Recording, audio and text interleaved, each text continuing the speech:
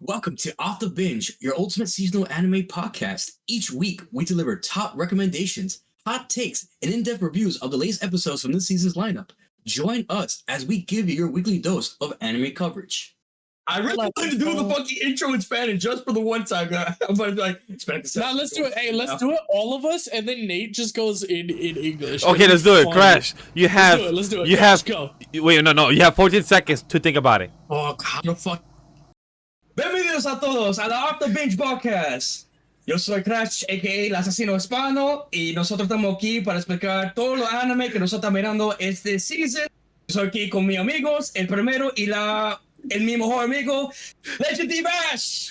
Yo soy el Legendary D Vash, o español, sí, no, es el mismo que también es japonés, pero ¿cómo estamos? Soy Vash, usted puede llamarme Simply Vash. Aquí estamos para hablar la Seasonal Anime Podcast y yo estoy a fin catching up hasta los episodios de la Seasonal Anime de Spring Season. Me aviró la palabra para Spring, pero aquí estamos con el otro Mengar Grem.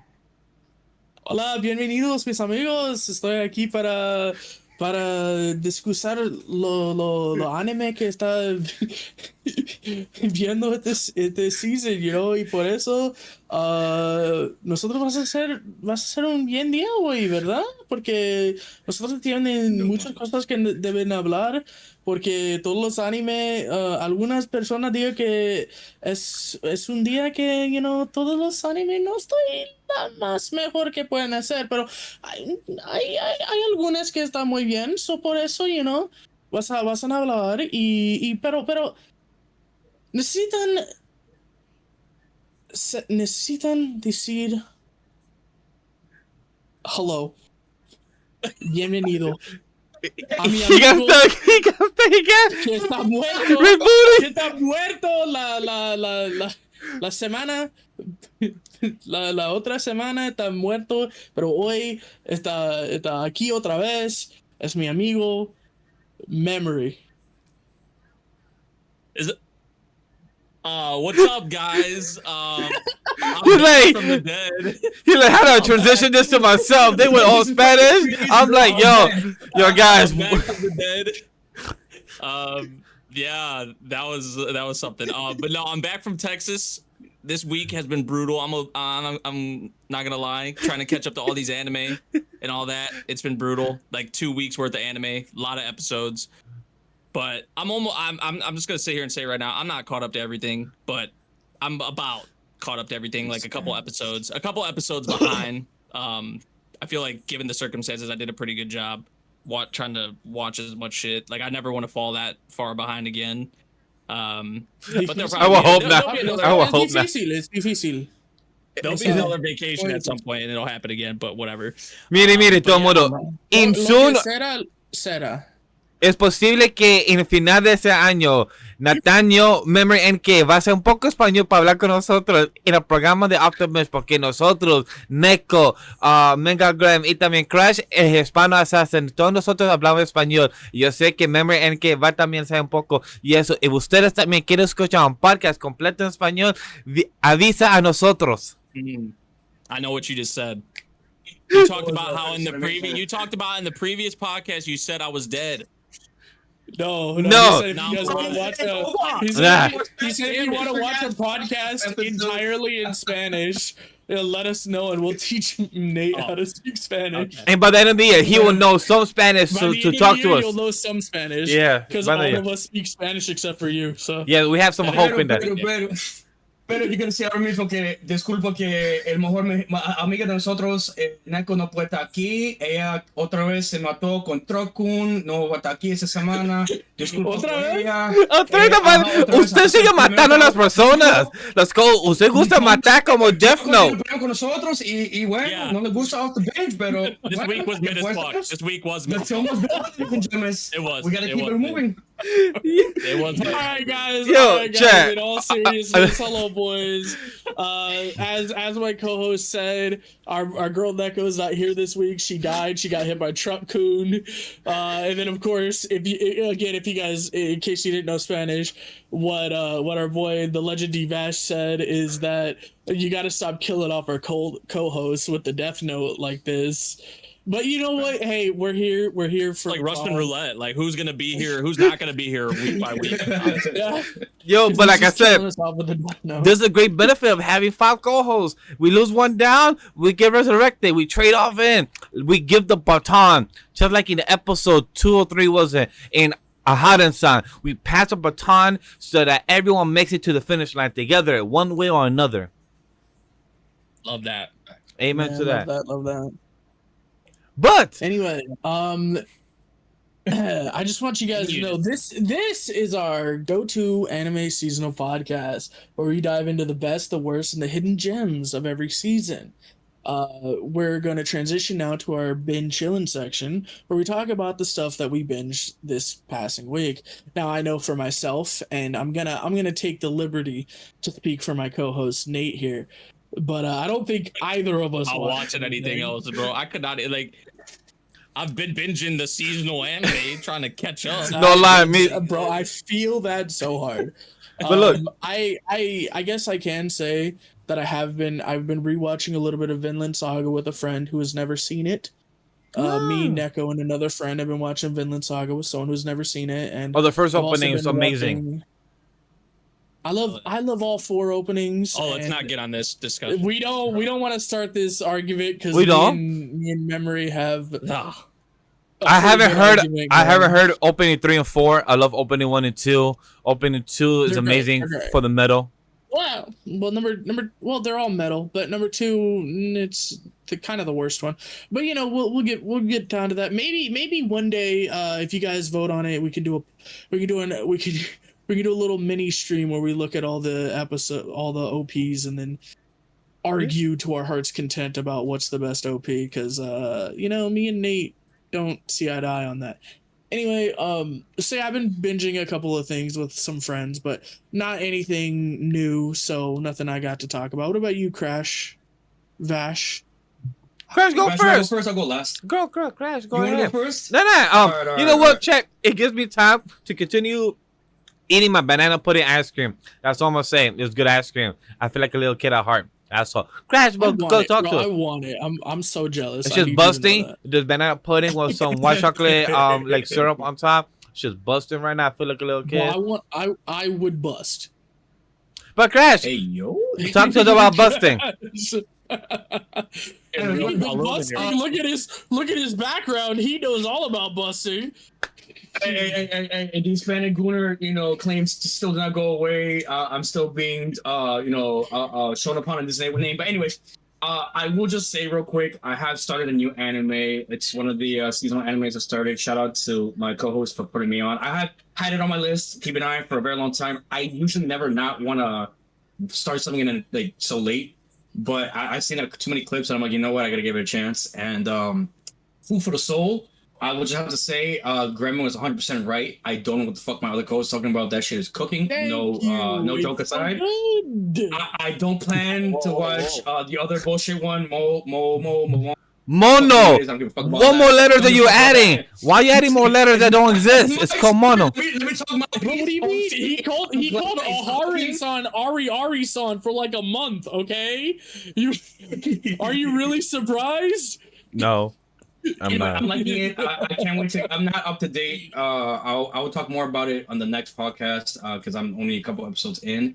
But I've been enjoying the fuck out of it. I would even say I low-key recommend it. But will it cook? No pun intended. Wait. They barely cooking this fucking show. Hold on. They just don't understand, Graham. They just don't understand, but it's cool. Damn. And then they quite I hear frustration in Nate's voice. And I'm okay with it. I never But you said know the show what? was bad, I'm by the like- way. It was just in comparison to Mono. That was it. I The think you're true is going up, ladies and gentlemen. The great debate part. You think Honey Lemon Soda was the best thing we had? Oh no. We got this. We got this season with this debate coming up week 12, and then next season we got a whole other debate coming up. We guys can't wait to get that. I'm just not gonna be here for that month. For those 3 months. I'm gonna be honest with you guys. But that's it for me. I've been watching that. Jujutsu Kaisen is on hold right now because I was just a little behind, life and stuff. But I'm gonna be back on track next episode. So happy for that. I'll see you finishing high school to dead, Mister. Sir, we had a whole production meeting of you and me yesterday of my plans for the next couple months. You gonna throw me under the bus after I told you my plans? High School to Death finished, sir. I told you when that was being recorded in September. I told you a whole production meeting yesterday, you and me. You gonna throw me under the bus? Hey Vash, I got a question for you, Vash. Oh my god, bro! Don't even get me started. Don't even get me started. I got a serious question with you, Vash. When's the next time we're gonna stream ReZero? That's not a question right now on air. That's not a question right now on air. We can have that as a side question. I'm just asking. No. I got a question for Vash. I got a question. Yes, yes. What did you binge? What did you binge this? Oh, that's thank you. You know, I love you, Nate, Daniel. I love this for the transition. Oh Look my at god. Memory. Look at Nate. Fucking. Yo, look at coughing our this boy right now. out. Bro got some 5-star right now for calls. He's gonna get a bonus for this week. Look. When it comes to what I'm binging for recently this past week, not much. But I did plan what I'm a binge for June because I realized that if I want to watch a few animes for the summer season, I need to catch up to a few animes, and I'm fucked. I need to catch up, chat. So here's a quick glimpse of what your boy Vash is gonna be talking about week 10, week 11, week 12 for the next couple weeks. So right here, I have to binge. Me and my wife have to finish my Dress Up Darling season 1 because season 2 is coming out in the summer season. I need to binge Kaiju number 8 season 1, and then I need to binge Call of the Night season 1. I need to watch The Rise of She-Hero season 3 since I haven't watched season 4. No, you don't. Trust me, you don't need to watch it. I love how I said I need to watch. I believe in you. I need to watch. I don't think you need to watch it. Look. And then I will pay you money to not watch it. That's crazy. That's crazy. That's crazy. I don't think you need to watch it. So those were 4 series I need to watch. Just 4 seasons. That's 12. That's right now about 48 episodes I have to watch within the month of June. You got some good shows in there, though. Yeah, I'm very happy about that. Yeah. There's also a question though. I'm a bit confused because this is a 5th show possibly, but it seems Rascal Does Not Dream of a Santa Claus. Is that like a new season or is that a movie? It's a whole new season. You have to watch. Hold up. One person. I have 3 people coming at me. You have to watch season 1. Wait. One. Okay, una persona. Okay. Go. It is a new season. Okay. You have to watch season 1, and then there's 3 movies also. Yeah. Not gonna do that right now. I don't feel like I have time for 12 episodes and then 3 movies. The movies are short though. The movies are like an hour long. Okay. I'll save that for the end of June then. If I have time for the end of June, I'll do that. Because right now I have 4 series. And those are just 12 episodes. Right now, I don't want to add a 12 episode and 3 movies. So let me do those and then I'll watch. All right. Chat, So yeah. I put up for the record that I invited this man to watch all 3 movies with me, and he said it looks mid. No one will do it, and I was so heartbroken. I just want. I don't remember those comments. He's probably paraphrasing. So maybe expose you, sir. He's probably paraphrasing about that. He's got the movies. Yeah, he got the receipts. Yes, Me and Crash are gonna be watching Danadon 3 episodes of season 2 this Friday. So this will be exciting. So me and Crash will be watching that this Friday. So that'll be very exciting to see the first 3 episodes. It'll be the season premiere or whatnot. So we will have the exclusive and then wait again week to week for us to watch the rest and talk to the guys. Wait a second. I have a question. If you guys are watching Don, are you gonna do it with Muli and Nuli? Oh no, me and my boys are watching it in theaters. We're doing. They could wait, y'all are watching season 1? Is that what you said? No, season 2. Season 2. Oh, episode 2, 3 in theaters. I was gonna say y'all could rewatch season 1 with us when we do. Oh yeah. Hopefully they Oh, and chat. Also, quick reminder before we transition to our anime spotlight that this month of June we're gonna be doing another what we're watching for the summer season with our KOWLOON MemoryNK on the Switch channel. So stay tuned for that. What we'll be watching for the summer season, and don't worry, we will keep the VOD, this time around one way or another, so we don't lose the VOD. I have the VOD. But post it up for the for the audience. Yeah, the audience to watch it. That's what I meant. Like actually doing something with it. Yeah.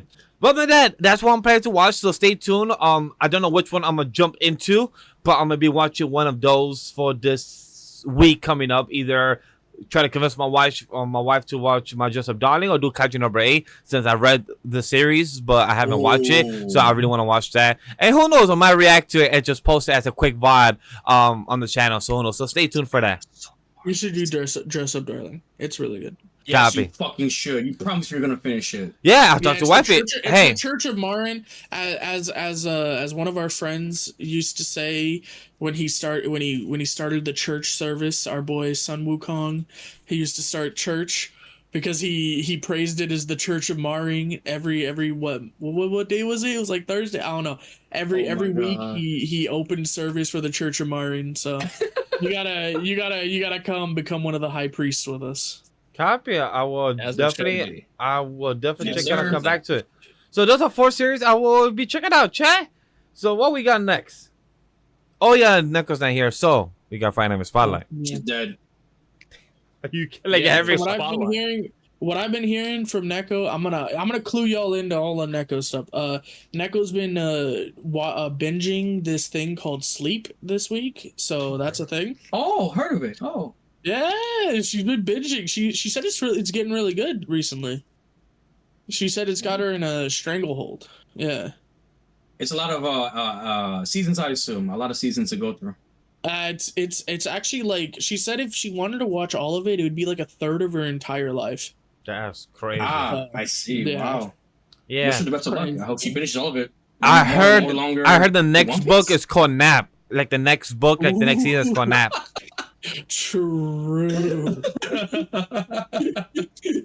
Longer than One Piece? Well, No way. What's funny is that our co-host chat, in case you guys didn't know, for those that in case we missed an episode, we also do check it out. Like in case when I wasn't here, I still check the episode to see how the guys did, also to see if they talk shit about us, because we do the funny giggles. So we know when Neko checks this episode out later, she's gonna come back to us and be like, "Yo, guys, what?"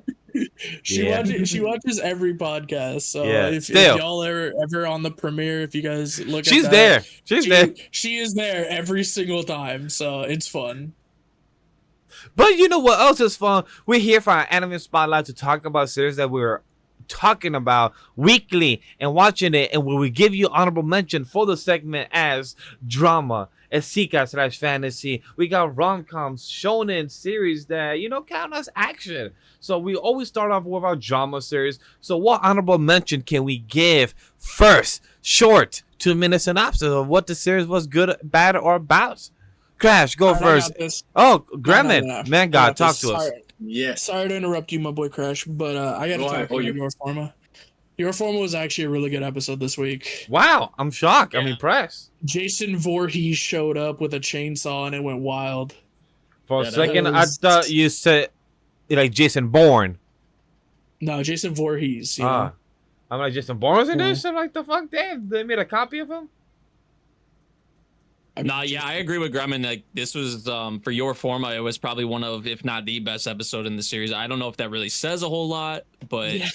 I mean, it was good. Like the past stuff with Harold and how him and the I think her name's Daria, like how they met in the first place. With I think the dude's name was Sozan or something like that. Like what happened to him, brutal. But you get more insight obviously on Harold's character, his past, and then but also like how he has connections to some of these characters. So it was a good episode. I honestly have to say, like, it's in my top 10. A little sneak peek, but it's in my top 10, and to say that is just kind of wild to me. So, Same. but we take it. We take it. I know Okay, good to say. it's kind of wild. The show, it really came out with a good episode, and wouldn't you believe it? It's a backstory episode. It's almost like we needed context. Yeah. Anyway, Damn. Like we didn't You know what's crazy? That's What's literally crazy? what we've been talking about the whole series. It's crazy that we have two shows that cut off context, but we see it in a different, and you could tell how it's directed and how the cinematography is. Because, for example, for two shows that's like this, very similar, is KOWLOON and Your Forma. There are two series that is taking a lot out of context from the manga / not from the light novel, and it's making it where it's very vague and ambiguous within story. But KOWLOON is succeeding in more of telling the audience, but still making it mysterious. Where Your Forma isn't mysterious, but they're not making it too weird for the audience. Where how can we feel invested to said characters because of that flaw of them, because of them not giving us context in the first place. So it's very interesting how two shows has very similar things going on with them by taking information out from the original source material, but still adapting it, and one is succeeding, one is kind of failing in perspective of fans. I think the thing with KOWLOON in comparison to your Forma is most people are just mostly concerned or interested in the actual mystery, right? I feel like, for me at least, I would assume there's other people, right? Like the characters, like it feels like there's like it could be a lot better in terms of how we feel about the characters of KOWLOON. I feel like the main thing still keeping people hooked or grasped is the central mystery itself around KOWLOON. So with your Forma, it's just like it's just the latter. It's just, you know, it feels like there's moments that it seems like they're going for something where like they want you to feel some type of way, but it just falls flat. We don't feel anything because there's not a lot of foundation there for the characters from the mist stuff. So yeah, I feel like what it is that KOWLOON centers around the mystery, whereas your Forma is more about the characters, but it's it's trying to be more about the characters. Yeah, and the mystery kind of hinders that because we don't know the characters because they're mysteries. So anyway. So falls flat. I mean, that's true though. Right. So what about GQuuuuuX, boys? I don't watch this show, but you know. You want to start, man, with that? Because I'll be quick. I'll be quick because Crash, I know you probably want to go in on it. This half of this episode was a waste for me, honestly, because I already saw half of the episode. Because part of it was from the movie that came out before the thing. Because I remember at the beginning of the series, I was like, okay, they didn't show everything that was from the movie. So like, are they just scrapping it? Are they going to bring it back at some point? And they brought back the last part. The placement is just, I don't know. To wait a couple episodes and then like, I just would have much rather preferred them put out the movie like on Crunchyroll, or I think this is on Amazon actually. Like if they put it on Amazon or wherever it was streaming, like they should have put this available or made this available to everyone before this series came out, because to experience it this way is just so odd. Like the placement for it, just to kind of randomly have it in this episode, it takes up like half the episode. But yeah, I wasn't like too crazy on this. I'm just not too crazy on the direction in general. On GQuuuuuX right now, honestly. And also, I think the boy that they showed at the very end of the episode, I'm pretty sure that was Char, or it seemed like it was, like, I don't know, maybe I'm wrong, but it was the same voice actor, I'm pretty sure. So if that was Char at the end, somehow, some way, I don't know what the hell's going on. I know people were talking about like, oh, the first half of the episode, it felt like traditional Gundam, and then we just go back to Nya and that stuff that people are just not as big on, which I understand. And I feel like it was a big gamble, them trying to mix the two, and I just feel like it's falling flat. I don't know. I wasn't a big fan of this episode. Yeah. Crash? I'm just gonna make this very quick because we have a lot of anime to talk about, and again, this fucking week was fucked to me. I don't think by any means, again, the anime is bad. The way they're going about it is so, like you said, Memory, so weird. If for someone who doesn't even watch mech, just as a general idea, I would have even liked it if they just done like the old school version of like Char and everything, like the build up to like where you know GQuuuuuX is now, like show us, you know, Amade, Neon, all that, kind of like just the new stuff like later on. I would have been so okay with that, because to me at least it would make sense, like, okay, we're showing like an origin story, kind of like a point in time where like the what if moment happens, and he, you know, Char is one using the red Gundam and all that. But like we're getting bits and pieces here and there, and I gotta fill in the gaps for someone who does not, you know, understand the whole idea of like, you know, the Gundam series, which I'm trying to learn anyways, but that takes time, and I don't have the patience to learn all that like on the fly when I have so many other animes to watch. And by no means was I interested in all in fucking Neon. Neon is like the only character I do not like in the anime right now. I was expecting a little bit more of her, just from like seeing her in the trailer. But just like overall, I don't give a fuck about it. I'm more rooting for Amade more than anything right now. Like that's the only person I care for, and realistically, I really hope that she gets her good ending. But we'll see what happens with that. But I didn't give a fuck about anything in this episode. I was just kind of like, yeah, that's fair. Yeah, I mean, realistically, the only thing, and I'm gonna be very real, the only thing I was looking forward to was listening to the OP. That shit was always like, yes sir, I'm loving it. I'm fucking like, it's a it's gas. It's gas, bro. That's all I give. I was just like looking them running it in the fucking background, like that's it. Yeah, that's all I cared about. Okay, cool. I saw that. I'm happy. It's just so concerning that like we're over halfway into the series, and I really could care less about the main like trio. I feel like that's like Amate, like you said, is probably the one I care the most, and even then, I don't really even care about her all like that. You know, like I just feel like the cast has really fell flat. Like the new cast, I feel like what's keeping me intrigued and what's keeping me invested are the characters that I'm already like kind of familiar with. Which like I mean, Bull in the previous episode, you weren't here for it. Yeah, like, you weren't there for the talking, but like when he was in the Gundam and he's actually fighting, I was kind of like, oh, my boy actually got some heat, and now I was like, I gotta see some old clips of when he was actually fighting, whatever. But you see that in this episode where he was piloting a Gundam, and I'm like, oh, okay, I see. He knows his way moving around a mech. But even to that, like I was like, okay, cool, but that's it. That's all we get. Like I didn't care. There was drama, but it wasn't drama that I was looking forward to in a Gundam series. It's not like the Witch of Mercury.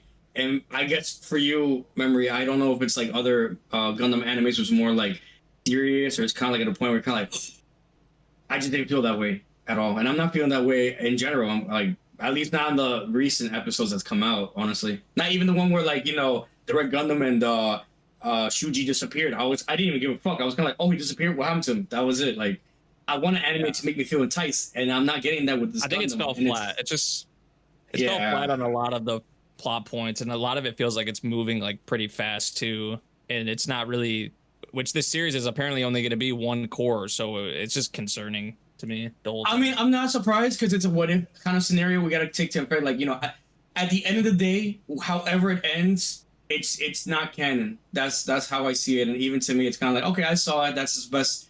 At least I can tell people, if you want to watch it, if you're really love Gundam, by all means. But for anybody else, I just did it to say that I saw it, and I'm just learning a little bit more about mecha anime. That's a realistic thing. So, they die, cool. If they live, whatever. Still don't care. I watched it. That's I can tell you. Yeah, at this point, I don't care about freaking anything that happens with the new cast. I'm gonna be honest. Like, something seriously would have to change for me to feel stronger about them. But yeah, I mean, the only good thing we got out of this anime right now is what we got swimsuit Amade. So, hey, there's that, guys. We got one thing. The Hispanic Assassins have before that, but anyway, guys, the Hispanic Gooner strikes again. Hey, allegations. I plead the fifth. Right. But yeah, that's all I got on the anime. I'm sorry. That's crazy. You're good, man. I feel like I'm gonna get killed by. I feel like I'm gonna get killed by Neko if I don't bring up Dinner Table Detective. It was a really good episode this week. I enjoyed it a lot. It's somewhere in my top 10, I'm sure. We learn a little bit about this actress who ended up literally taking somebody's life in order to save her son, because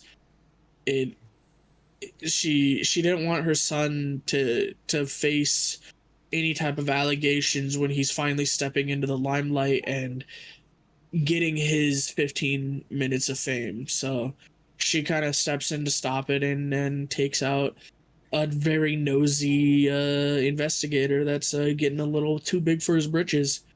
And she leaves us off with a line that is reminiscent of one of her TV characters, and that kind of makes our main girl a little bit happy that maybe she is a little bit more than meets that eye. Maybe she's not just vain and this horrible person. Maybe she's actually is a good person, and she did this all to save her son. So it was really good. Others will do about anything to protect their children.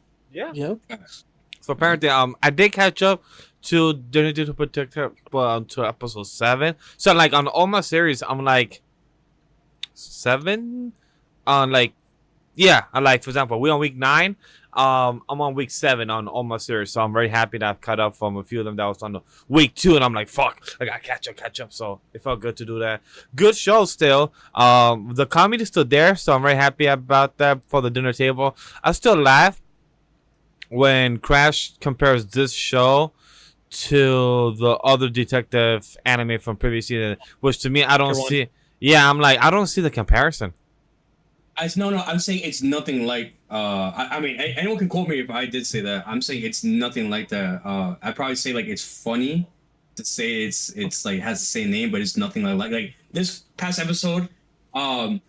It's just the mystery aspect. Like you just like, oh, okay, cool. But then you hear the backstory about why the crime, the mystery happened, and it's like, god damn, like this anime cannot compare to Doctor Detective whatsoever. Like, bro, like I'm here feeling for the mom. I'm like, what would you do for your child when they're at their best / worst? And I'm just like, everyone has the circumstances, say what you will about the mom, but like she did what she had to do. Was it justified? That's up to your interpretation, but I can see why the mom did what she had to do. And damn, like every fucking time there's a mystery. And then you're just finding out how it happened, like, oh, and then you see the backstory. I'm like, fuck, bro, I would honestly say, like, this is one of the animes that, like, surprisingly, I am not disappointed with. I wouldn't say looking forward to, but, like, I don't mind watching at all. I'm like, okay, I need to see how they can one-up the previous mystery. Like, I really just I'm having a good time. I'm loving it, and I wouldn't say it's, like, the best anime by any means, but, like, you always want to come back and be like, how can they make me think really hard about who could be the killer this, or where's the plot twist at? Like there's always something with this anime. With the other one, it made me cry once and that was it. Like, at least compared to this, I'm like looking forward to it maybe once or twice. Like, especially with that VTubers episode. But yeah, that's just me personally. I like the concept of what manga Graham brought up, because it reminds me of an episode that my girl was watching of a series called Chicago MD, I believe, and it was about a father who's like a billionaire, and he kind of cheats the system because he's a billionaire, he has money to get a transplant for his daughter, but even though she has cancer, this transplant may not help her still survive longer, but that transplant could have helped another kid survive for another 20 years. But that was 100% like 100% believable. But so knowing a father has to accept knowing that the transplant could save another kid's life for 20 years, but giving it to your daughter, it might not even save her for even 5 more months, 8 more months, or 1 more week, and you don't know. But you just have the money, you have the resource to do the best you can, and it just reminds me of how like a parent will do anything to the best of their ability to get their son or daughter in the best success, in the best health they can, because that's what a parent believes is the right goal or the right thing to do. Yeah. All right. Anyway, Are there any more honorable mentions? No. Ever? No. I mean, we're gonna get to the meeting. Yeah. Now. Grimmer brought up the one I was gonna bring up, so I think that's all. So, can we talk about the episode of the week? Apothecary Diaries. It's a 10 out of 10. Right, Nate? Right, Nate? Right? Is that 10 out of 10? No. Can I just say it's my episode of the week? Like, I don't. I mean, care what you guys say. I don't have a problem with the episode of the week. Look. I just don't think it was 10 out of 10. It was really good still. It was but- really good. It's not 10 out of 10. I would just say, Lacan, my boy, fucking telling this man, like, grow a pair of cojones and go get your bitch. I was, bro, if I could scream any louder, and I know I couldn't because my missus would have been upset. I watched it with her. She has to rewatch it, so I'm probably gonna watch it again with her. But I was like, in my head, just like this. I was just really like, Bro, I feel you. what the fuck? I cannot wait to rewatch this episode with my girl, so I could be like, yeah, get this man, like, just, yo, this man just sounded like, yo, I'm tired of just playing this game, like he was just telling Ginger, like, yo, I'm tired of just playing mind games. Just get my daughter back. I know you want her. I know you wanna, deem her and everything, but get her back and stop being a puss. Stop being a little bitch. Look, Go to war, way- defeat them. These are people that are coming after you. And the way, it was me and Grem watching, and he could quote this on me that while we're watching the shot of the camera shot that when he panned up and having the camera shot of the reflection of the sunglasses of Jinshi. The monocle. The monocle. Yeah, the monocle. Yeah. It was just beautiful cinematography and camera shots showing the way how serious, but also like he was locking eyes on his target. He like, yo, I'm putting my chest piece. Make your fucking move. I told you what to do. Now this is your fucking chance. And I like, oh my god. I like that was pure gossip of what I needed for the drama. I just wanted to say, go ahead. No, go ahead.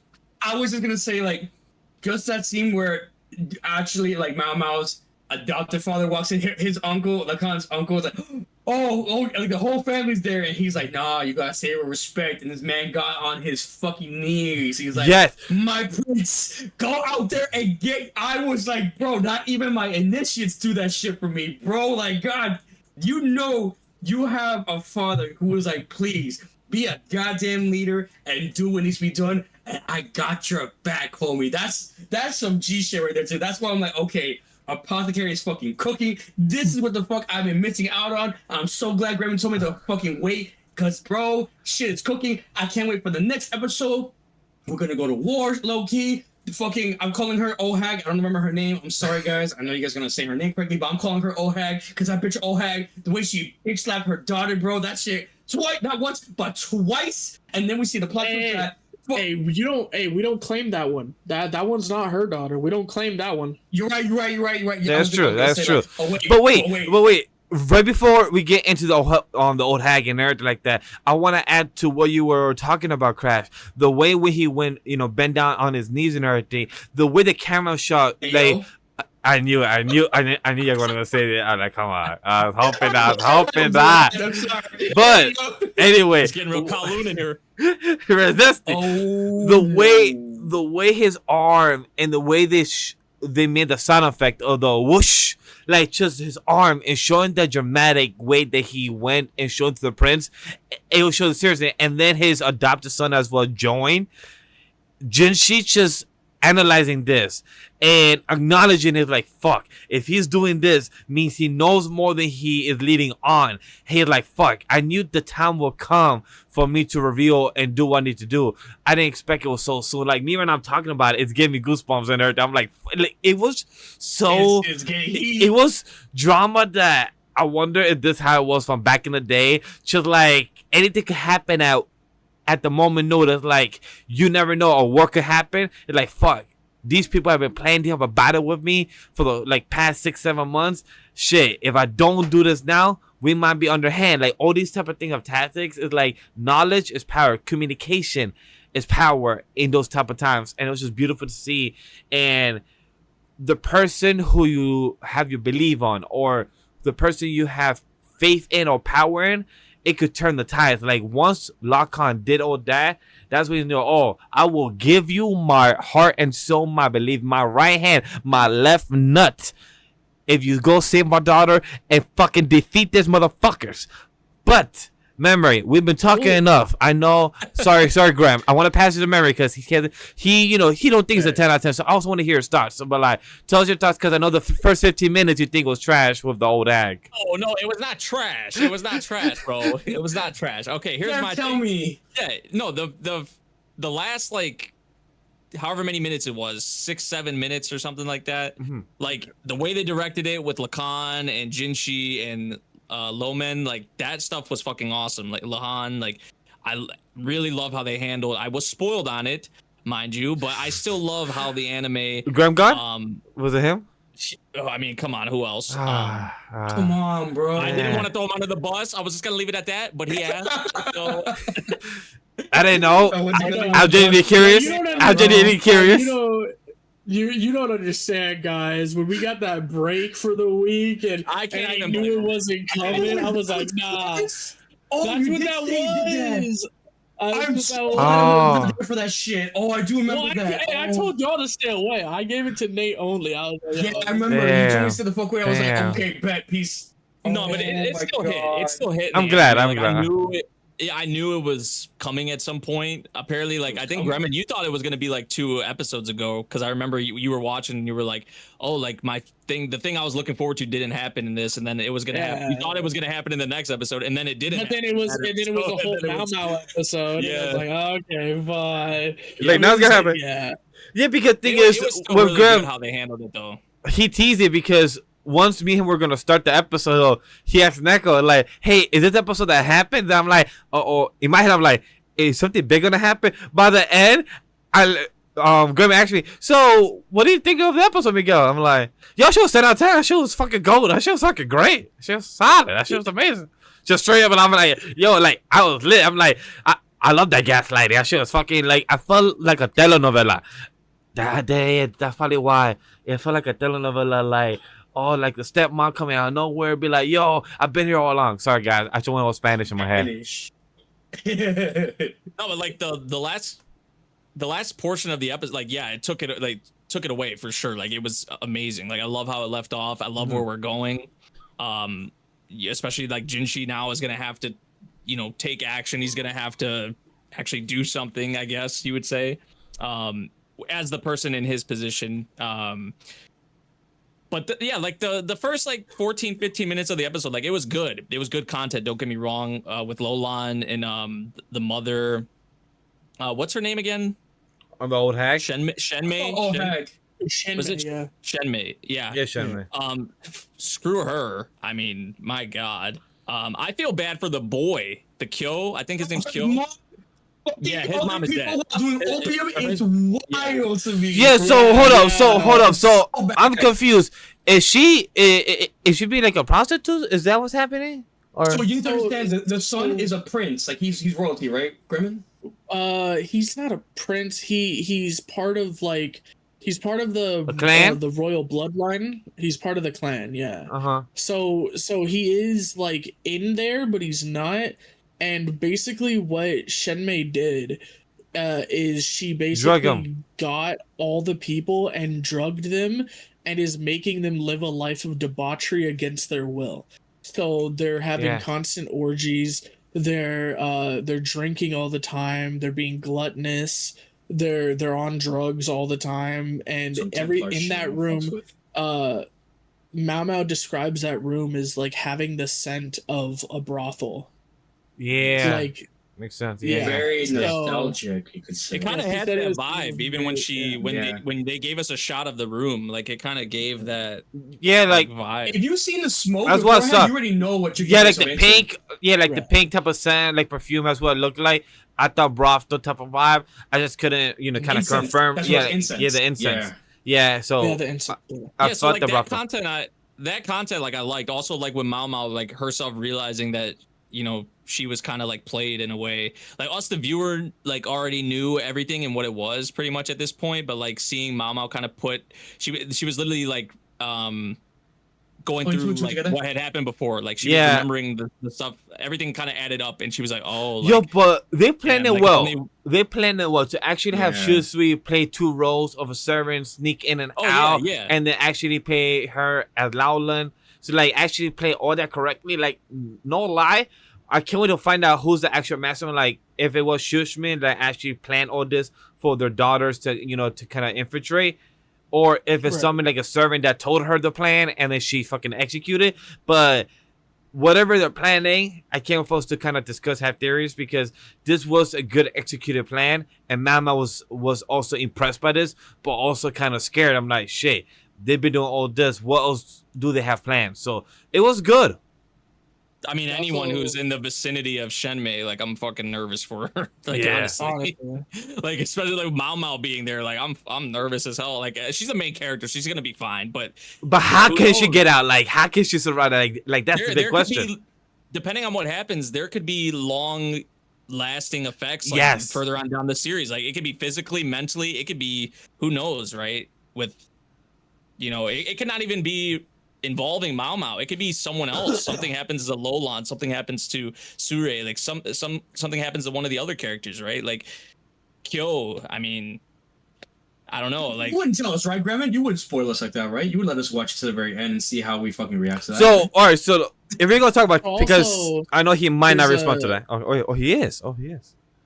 So there's also a fun line that Mao dropped of the cute Genki bug girl or the demure and proper Lolan. Which one's the real one? Yeah. And she gets kind of afraid by that because she was actually like opening up to and being a really good friend with Shisui, and she's like, "Damn, now was that all fake just to play Yeah. me?" Exactly. So it's I kind of still a feel hard like question the to Shisui grasp. stuff is like, I think I what she talked can't about this be. before. Yeah, it's Yeah. like It's like what what she she can't be. really. It's the life she Yeah. really wants to probably live, like ideally for her, but Yeah, she the freedom. can't. Yeah, because But when she was Lala, girl hated her mother. She's like, when she was seeing in the last scene we saw, she saw her seeing her sister get slapped again for her mom, and she was getting Big mad. slap too, bro, She was like- like, "Oh, mom, I really am not liking the sound of you. You're looking ugly." Like she's like, "I don't think you're as beautiful as you That was thought you very were." cash money of your mommy. And No, like, yeah. this is like my theory Lolan also / did- expectations. Like, I think by the end, because we have 4 episodes left. I think by the next 4 crazy. With episodes, a delay. Don't forget after June 20th, I think it's a delay, or Yes. June 20th is a delay. July yeah. 4th, we will be talking about. Yeah. I think week 1 of the summer season, we will probably be talking about this last episode. But my theory is that they're gonna go to war. I feel like the girl that got resurrected is gonna die by the end of this arc, because I feel like having like Nate said, having and me. repercussions. Having repercussions of being in this war or a battle that they're about to have, just to kill, Jinshi the prince and everything. He's about to execute, like, hey, we're gonna, put this army knights, we gotta go. I think somebody's gonna get shot or killed, and There's I gonna feel be like losses on some side. Both so sides. I'm curious to say, Yeah. like, the next 4 And episodes there should can end be this battle. Important characters, not important characters. There's gonna be some kind of loss on. And that doesn't even have to be physically either, like an actual person dying. Like it could be other effects, right? Or like other results. Like I was I think it's gonna be different. I was gonna say, I think you guys aren't taking into account the biggest change that's gonna happen. With Jinshi revealing his identity. Jinshi Yeah, because has now to- you have him in Emperor. If Jinshi's gonna lead the army, if Jinshi's gonna mobilize the troops like he was asked to, he has to be at the head of the army because his brother can't do it. Because the emperor can't do it. It has to be him because he's the only person with the station high enough to do it. So that he will have to reveal himself, and what will that mean for? She will not be the same from this point on. Is what pretty much. yeah, like the whole interaction with him and something Mama. has to change. No, I'm not even that. The interaction with everybody with him. All the girls Has too, to change. the concubines. Everybody. The dynamics. You gonna have to be so understand, much different. he will be revealed as the son of the late emperor, which everybody fucking hates. No one is going to like this man anymore because he is. I mean, not the even literal that. That too. spawn. No, that's Not even different. that. Yeah. He will also be the second in line to the throne. He will be Like the royalty. biggest man. No, not like royalty. He is royalty. Royalty. He is royalty. He will be second in line behind his brother. If anything happens to his brother, people are going to be trying to get near him to try to set him up, prop him up to be the next ruler. Maybe a whole faction comes around him. Who fucking knows what's going to happen? And we also have to deal with Or the finding chest. out. Mm. Oh no, wait, that is the same story with the old man with the weapon. Yeah, so, never mind. That's the same story going on Old man with the. weapon. Yeah, that's the same story. Yeah, same story. Yes, It was basically all but confirmed by confirmed. Lahan and Lacan that the Faifas are being made by the Tanuki, which is the same family, which is why, if you didn't know, they keep referencing Lolan as being a Tanuki. Yeah. It's because that's her father. So it keeps referencing that they made the guns. They're creating this fortress. They're stealing money. They're stealing iron. Hey, wait. They're stealing food. They're mobilizing this army to try to rebel. I have a question. And it was Did Lokan find out? Did Lokan know this whole time that Jinshi was there so important, or did he just find out recently when they did the recent meeting when he wasn't there? No, he's known the entire time. He's known the entire since season 1. He's known. Yeah, He's he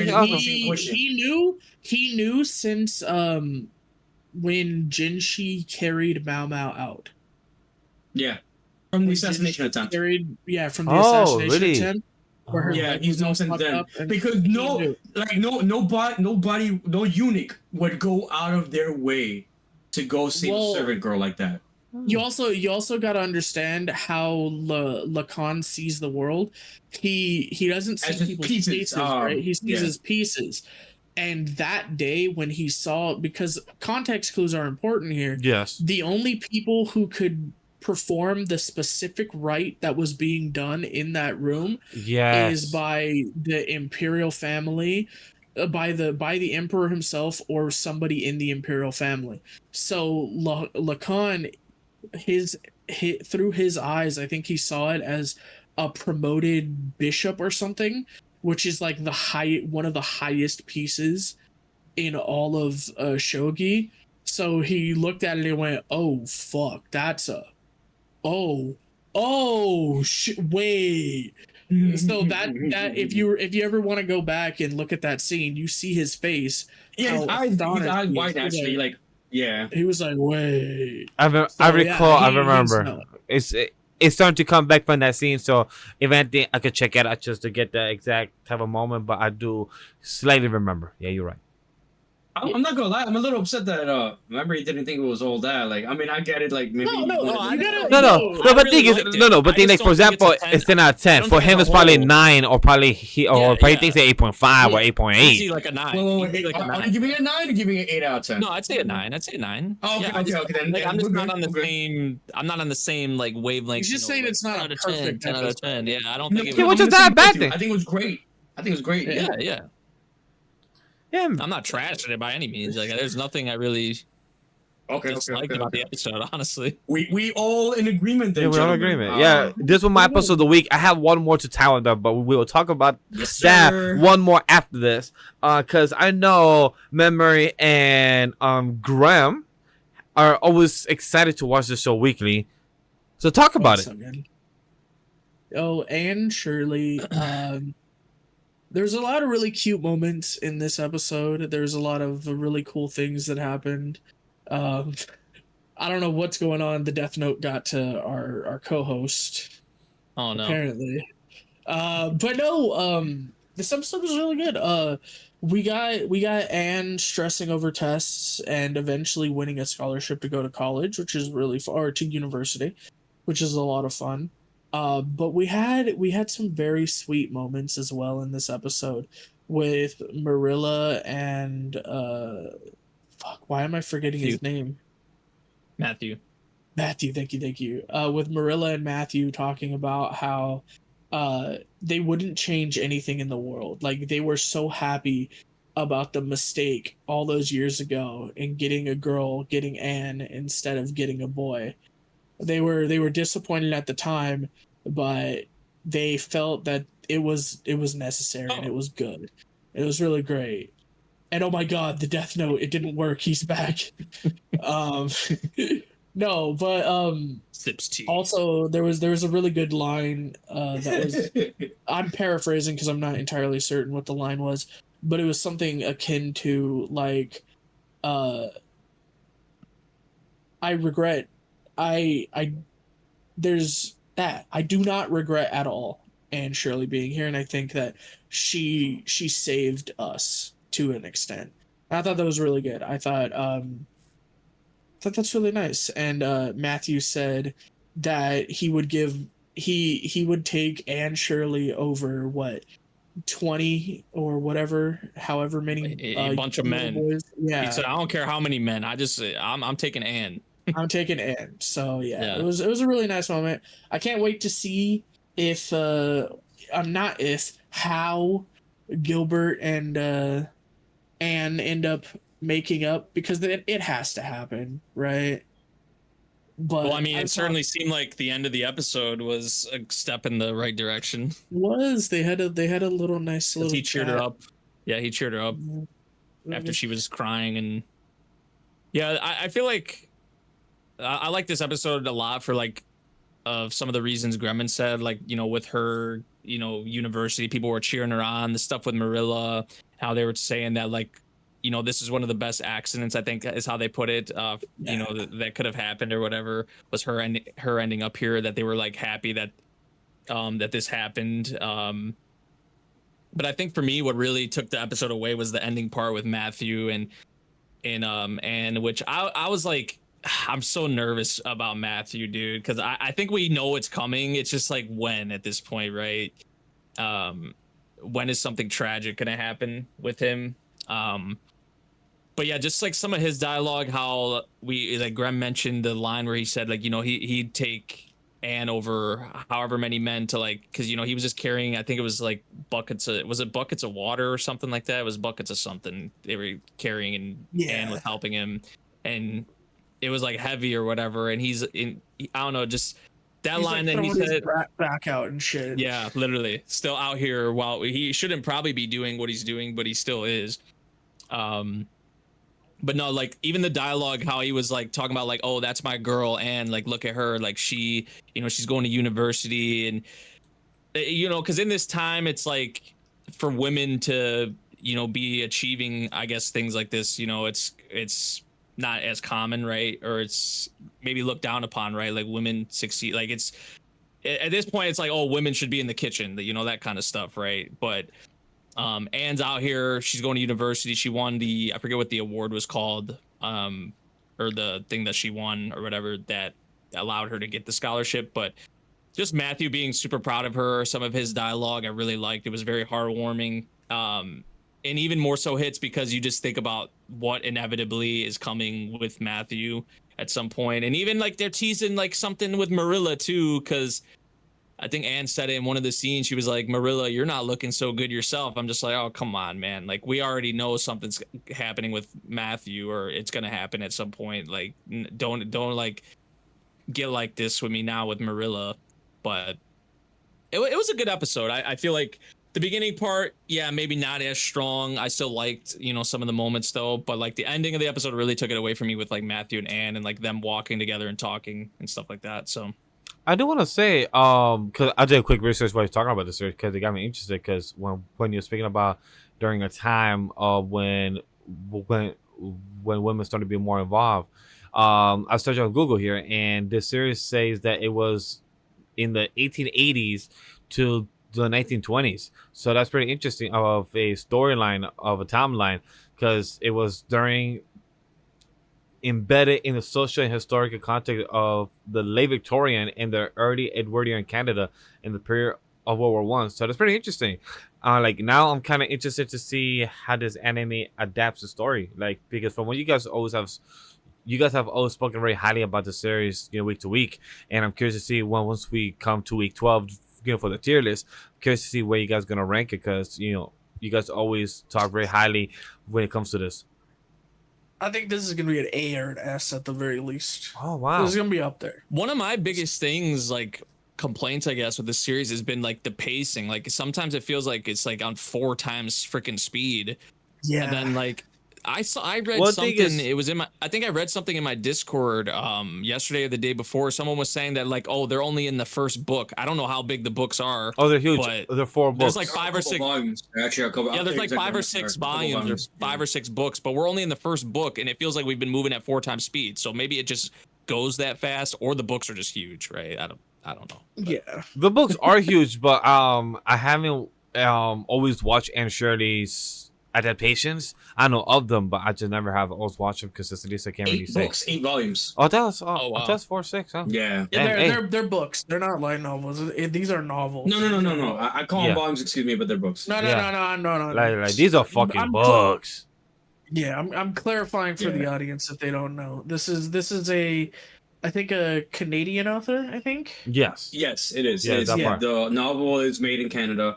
It's very, very old, from the 1900s. So, like, if you really like literature, if you like reading a very good story, this is a book we would recommend definitely if you haven't watched I know. it.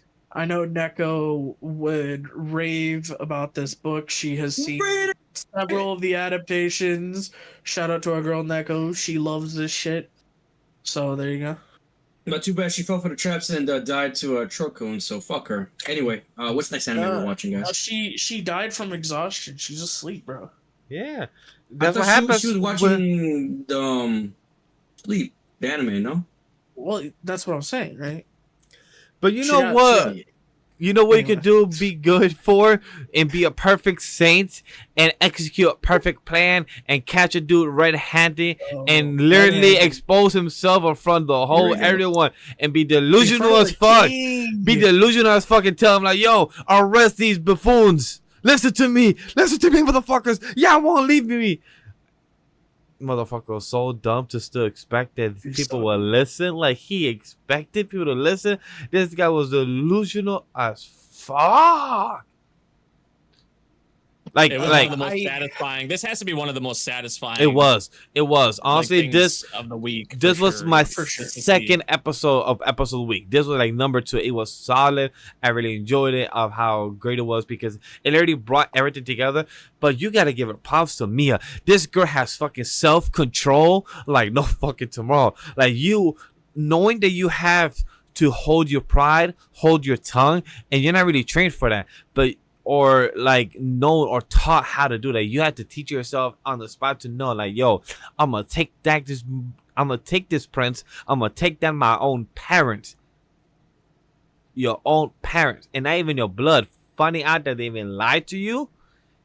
Wait, sorry. Mia is her parents. They are Sorry, they sorry, are sorry. her blood. Mia is her That's parents. even worse. Girl found out that her sister, not really her sister, it's her cousin, and those were not really her parents. That's what she found out, and that gets her tight. All the shit was amazing. Like Nate said, it was satisfying to fucking see everything come together. Like, oh yes, where I thought it wasn't. I'm like, yo, Freda, why the fuck did you drink this shit? Come on, you know it was fake.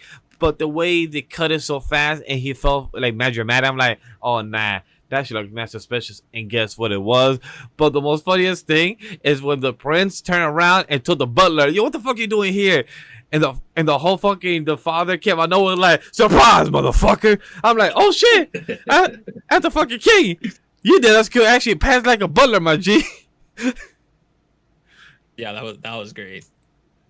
I love that part. It was Not good. gonna lie, I thought the fake out got me. I honestly thought I figured okay. So in my head, right? I was like, bro, the king really got assassinated. I was like, well, what about the ninja girl? Surely she's there protecting somebody, right? And it just I don't know why I was caught in the trap. I thought she was gone. I thought he was gone. I was a little bit sad. And then the other prince, the first prince, the crown prince, drank that drink and collapsed. I was like, oh nah, we really is fucking this whole thing Lose it, up. right? I was I was going through a whole like variety Hard turmoil of emotions, I was- like hard turmoil. yeah. I was like, oh no, you better not do this to me. Do not make this bad for our girl Mia. Don't do this. And then we figured out it was all part of the Keikaku, bro. It was all according to plan. It was really good. I was so proud of her, and just knowing when Mia said, "I'm gonna get my sister back, Philia," and once the prince heard that, yo, that was a trigger word for him. Once he heard Philia, like, oh, that bitch Philia, I keep hearing that name. Oh, like bro was just getting psycho. The more he heard it, like bro was just repeating it in his head, and just kept going insane. Like, oh, it was all Philia all along. It was this bitch. She started it.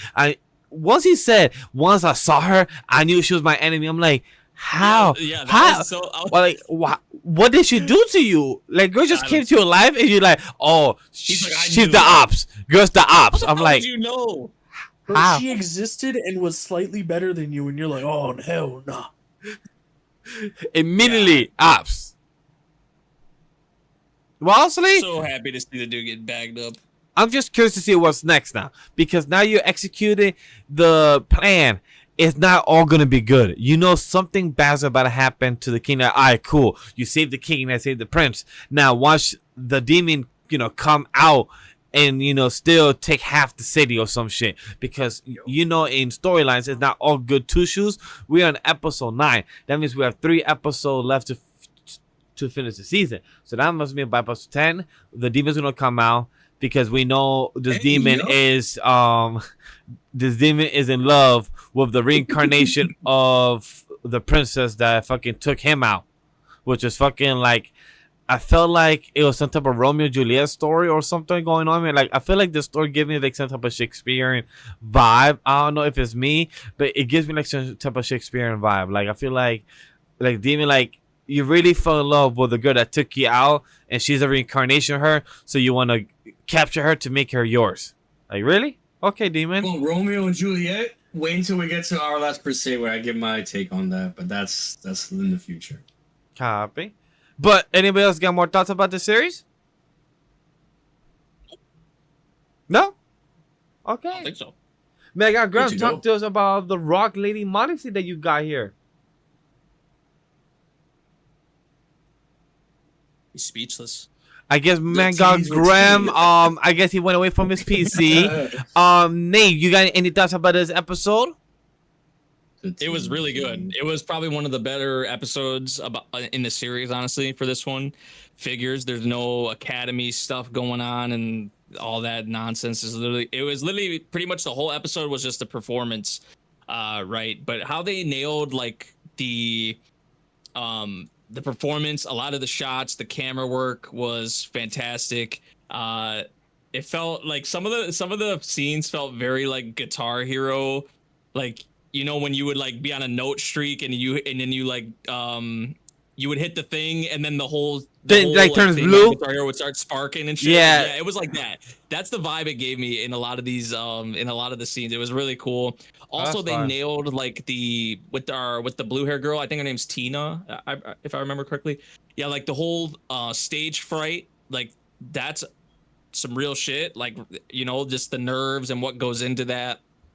Okay, that's pretty cool. But her yeah, so like she was like struggling at first to like be on rhythm with the others, and they kind of were like getting worried. Like even the crowd was kind of like they weren't really feeling it. Even for our guitarist for Lily's, like it was the same way, but like she was still playing okay. But like our Tina, like she was not on point really at all, and she's obviously bit more of an amateur or rookie or whatever you want to say in comparison to the others, but like she got into the hang of it though. She overcame kind of her stage fright, the butterflies, the nerves that comes with it. I like how they really nailed that, because not even for like music performances, but that's just like a real thing, like in like if you're giving a speech in front of a bunch of people, like the nerves that come with that, or like, you know, there's butterflies even that they say. Like there's been times like when I was in high school and like basketball games, like we're playing like a rival school and I got like that kind of weird feeling in your stomach before like the game starts and all that. Like, or you like the first time I got put into the starting lineup on varsity, like when I was like in 8th grade or 9th grade, like because I was like swinging. Damn, that's great. That was like that was something for me where I was nervous as hell, right? But like once you get into the game a couple minutes and like you warm up a little bit, like that kind of all goes away, and that's kind of what happened with Tina in this episode. So I did like how they represented that. I feel like that's something that's really relatable. But yeah, the performance was freaking badass. It was just like, I don't know, at a certain moment it really just, I don't know, it just went to another level in It went to another level with one thing and one thing in particular. Everyone shitting on Lilisa. Everyone. She's nothing special.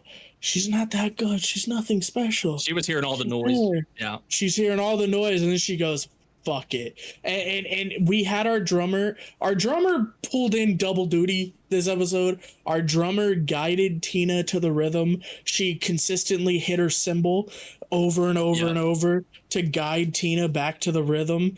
It was really good. People noticed it, like, oh wait, the cymbal's not supposed to be being played here, but she's doing it to guide the pianist, the keyboard player onto the rhythm. And once she got the Tina to the rhythm, she looked at Lilisa, and Lilisa's starting to founder, and Lilisa's starting to lose herself just a little bit. Lilisa kind of acts out a little bit, does this solo just to like get people like to shut up a little bit. It was trying too hard, for sure. Yeah, it backfired. So what does the drummer do? she goes harder. She sits there and she does a drum solo.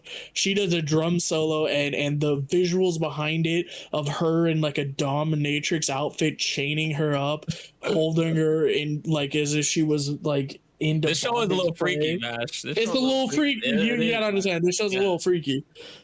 So, Vash might fuck with some of the shit in this series. Oh, for sure. I'm already putting stuff on the Discord for you guys to see. He is I doing. I have seen already the clips and the pictures online. Even my missus asking me, "What the fuck you talking about with the titties?" I'm like, "You have to see the pic for you to understand the context." Yeah. But again, as much as I'm seeing how fun the anime is, I'm just you guys explaining it to me is enough. I'm just it's not for me, and the fact that it's on Haidai too, it's already a pain in the ass as it is. It's fine. You guys got that. I'm happy. Everyone else is enjoying it. I'm glad it's a good time for everybody. So I'll give it that. Yeah. So we got our drummer starting to instigate a little bit of a fight. She starts doing her drum solo. She starts taking over a little bit. She starts kind of ruining the cohesion of the band. And then Lisa goes, she's just playing without a care in the world. She's just playing to make herself feel good. She's doing this to get off. Like, I want to do that too. I want to feel good when I play. I want to do that too. So she sits there, she starts going off. And then, like, it's a battle. Like, they're not even a band anymore. It's like they're just fighting. Battling against each other. It was supposed to be a battle of the bands, but they ended up fighting amongst each other. They start fighting each other. Yeah. And then people are like, holy shit, this guitar is actually good. But then people start going and pointing out that, wait a second, this isn't working. This is no longer a band anymore. This isn't like a performance anymore. And then we get the cleanest shot in the entire episode. The bassist literally puts her foot down. Yeah. Boom. Dead silent. Dead silent. And she strums and she goes, if you fuckers want to go berserk in my cage, and locks them down in the rhythm, because guess what? She's the rhythm. She's the rhythm section, and if you don't listen to the rhythm section, it'll never work. So she puts them in their places. If you guys have seen the thumbnail, if you guys have seen the picture that I put on the TV, it's the picture of her sitting on her throne, and they're in the cage chained up, because she's the boss of this band. She's the rhythm section. She's the one who controls these personalities. So she said, y'all are allowed to go berserk, but you guys will go berserk in my domain because I'm the boss here. And it was the cleanest fucking thing ever. And then the band started sounding really good because they had to follow her, because she put them all in their place. And then the episode ended, and I wanted more. I still want more. Where is my next episode? I'm happy to hear that, because it was awesome. Because it makes me want to put the series higher in the binge. Because I've only seen episode 1, so it makes it, from your guys speaking very highly, very greatly on the show, it makes me want to put it more higher priority on things to catch up with before we end the season.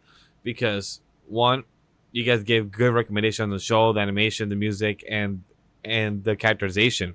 So I'm here for it. Yeah, I just hope that I wish they would ditch the freaking academy in that whole plot point, bro.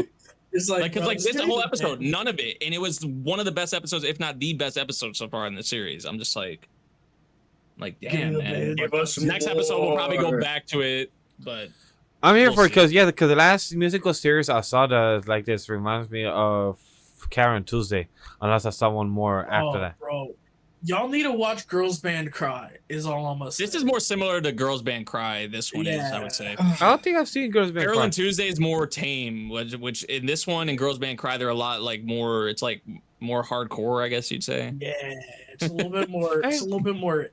And it's a little freaky. It's a little more freaky. I don't want to say edgy, but it's a little bit more like. Well, metal, yeah, you know? With the fan art that I saw here, yeah, that's definitely the case. Oh, bro, that is the tip of the iceberg. If Daiki, our boy, was still around, he would show us all the good. Dude, yeah, they nerfed. They nerfed some of the apparently Some of the scenes are manga like crazy, bro. Like girl had her whole like cheeks out, she getting chained, like the visual. And they like didn't even show it in anime. Like her cheeks were out and shit. I was like, holy. Hey, yo. what's She's crazy? in the manga. Oh, what's crazy is that when Memory was talking about when you was in sport and you get that anxiety or you get the gut in your stomach, I could relate to that right now, because when I play with our friend Majin Slayer 6969 in Fortnite, I get that like gut feeling. My palms are sweaty, my palms are heavy, so I'm just like locked in. I'm like shit. All here in my ears, just I feel like a sergeant lieutenant. It's like I can't let Majin down. Exactly. It's like, hey, I'm coming. I got you. I'm running. He's over Going there in. pulling out 25 kills, and his team is still losing. Where are you? I'm sorry. I didn't know you was running down the hill. At least remember, he tells us, yo, guys, I'm running this way. All right, cool. I know he's going somewhere. It's somewhere called this way. So that's my relation towards my comparison towards anxiety, having a gut in your system before you get into something. But once you have a couple rounds in, you go back in your groove and it's all normal. You know what it is for me? I don't know if any of y'all were on the football team, but the first couple times getting hit, like you're a little bit afraid. You're a little bit afraid, but once after you get rocked once, after you get rocked once, that good one. It starts to get fun. It starts to get fun after that, because once you get rocked and you're not hurt, you get up and you're like, oh, okay, it's not bad. It's not bad. Yeah, and then you start rocking other people. That's when it's fun. In my time, I only did the two-hand touch on football. I see. Yeah, because some people wasn't good with getting tackled, so sometimes people lose their like, yo, why tackle me harder? And then after that, it get into a bigger side quest. Side quest is crazy. All right, but anyway, But talking about side quests, let's move on to the Isekai side quest. honorable mention. Are there any? I want to get this out of the way for mine real quick, and you guys got the rest of the floor. Our Last Crusade, The Rise of the New World. Look. We got some now we get into a crucial point in the story where there's a lot of fighting happening between,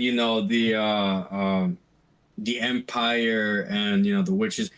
A lot of shit going down. Long story short, right? Queen and Shoutier both get slashed and they down the floor. Alice pulls up, sees what's going down. She don't like anybody right now. She want to give all the smoke. No, bro, no. You said Shoutier, I'm like, Overlord, what? L-tier, shit. Why would I say shouts? Sorry, L-tier. I would probably think like, yo, Overlord. Tomato. Am I talking about Shelter? Oh yeah, you're right. My fault. Damn, wrong anime. Yeah. L-tier. Excuse me. Yeah. Her. So both potentially dead, but maybe not dead. Alice wants the smoke, so she chases after the first guy that was already attacking the queen and everything like that. Ends up being a trap, and now she's furious, bro. Everyone around her is dying. Her whole empire is going down. Like she's really, really upset. And then who comes at the very end of the episode? Fucking Izuka, and he's like, Alice, is that you? And I'm going back to that Romeo and Juliet thing that Vash was saying, where it's like these guys are on different factions. They're not supposed to like each other, but they have a lot of respect for one another, and they might have some kind of potential feelings for each other. A lot of misunderstandings for sure in etchy ways, but they have a common, theme between each other where they want peace for their people. They don't want no more war, no more bloodbath. But, when your mom, your sister, been attacked by your people, you're going to feel some type of way. So when she sees you first thing, is she going to let it slide for your boy? Or are they going to fight again and she going to go down? And that's where I'm kind of like, damn, like, I would like to see them fight. We all know that they are not enemies by no means, but, when you're at a point in a war where you lost everything or are losing everything, and the one person that you potentially love is your enemy, are you going to let it rock, or are you going to fight for, what's right? So Next episode, potential fight between Alice and Izuka. Let's see what goes down. And Sisbo got kidnapped too, so that's kind of an L for the team. Well, let's see where she goes. Yeah, it's not looking good right now, but things are getting more and more intense in the anime. So, no actions right now, which I'm fine with. I wanted the action, which I'm gonna get. So, hopefully, next episode gets better. Look at him dodging the allegations of being the Hispanic gooner. Yes, sir. I said nice, solid 3-minute review. That's a good 3-minute review of a show. All right, I got this. Underwear whatever. Meat buns. Well, not meat buns. Sweet buns. Sweet buns. Yeah. And a hot spring. What did he say? And a hot spring. And hot spring. Oh, and a foot bath. Yeah, foot bath. The whole Foot ass bath. thing. For free. In the state. Also- it's governed. Oh, it governed, right? Yeah. And then our boy missed out on his date. Poor Eulicia. Didn't get She her tried. date. She tried. She said, what should I have tried so expected? hard. What should I have expected? It's Kurt. It's made it so It's wholesome. Kurt. And bro, when he said, "Oh, my tree of healing will not help him. I'm gonna take him to the hospital." I love how the girl like, but it would make him so much better. Trust me. Don't go. And he just kept running. He like, "Yo, I'll be back. I'm gonna take him to the hospital." Like, damn, bitch, you mad quick. Just speed go. Whew. And then for the brilliant healer in the new life in the shadows, all right, TBATE. I was like, oh, I'm waiting. Fair. Nothing to say about that. Hold up, I'm trying to Honestly. remember because I'm sure I wrote notes. I'm like, hold up, I think I should That's roll. my point, bro. I forgot. I don't know. Oh, I got it. Oh, I got it. Hold on. I got you. Yeah, in my head, I drew a blame for it. The baddies went to his crib and sniffed his bed, but once they all cut each other entering, they fucking cleaned the house and used that as an excuse, laughing out loud. The funny enough that this man has ladies on every direction, but he just plays dunce. Is the researcher the bad guy? Question mark.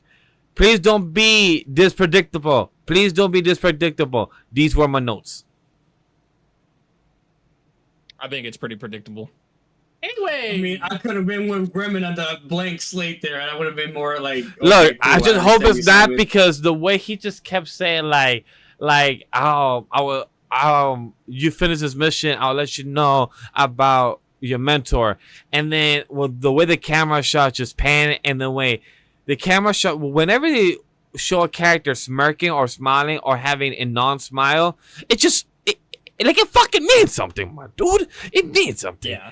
And when the character did that, I'm like, okay, so are we supposed to expect him now? Are we supposed to question his belief? Is he actually playing a two-face? Is he gonna betray him?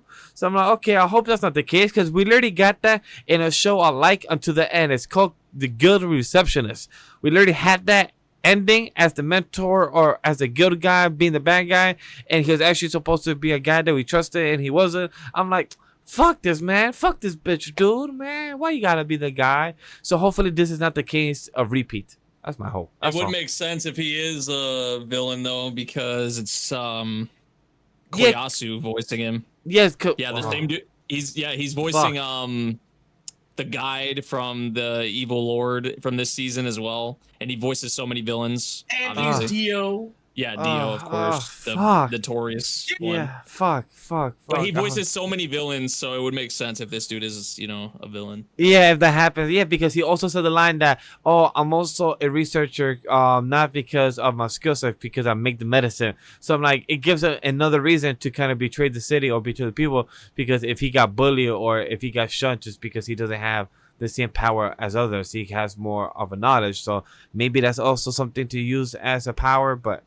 I hope not. Hopefully we don't come back in 3 weeks and be like, man, this shit had potential, but then it dropped because it was predictable. I hope not. Speaking of Koyasu as the guide, I'm the evil lord of the intergalactic empire is pretty good. Basically it boils down to one thing. Liam doesn't have any hoes. Yeah, he don't. And robots don't count, and he doesn't agree. Yeah, because these hoes ain't loyal, but at least the robots are. and they're Speaking real. about that, I put something on the Discord if you guys want to take a look. Speaking about that, Don't gotta worry about the robots cheating. Yeah, being loyal, and that's what matters. Also, Loyalty is always a plus. the guide is finally putting a chess piece. He's trying to see Liam get hit by the crossfire by the pirate leader that said, "Hey, you destroy my base. I came here to destroy you." So we know Liam is gonna win this win. Let's see how it happens. Probably. Most likely. Yeah. Most likely for sure. Other than that, like this I'm good on episode that. was What right. about you? What about you, Nate? You good on that one? Yeah, I didn't watch episode 9. Yes. That's it.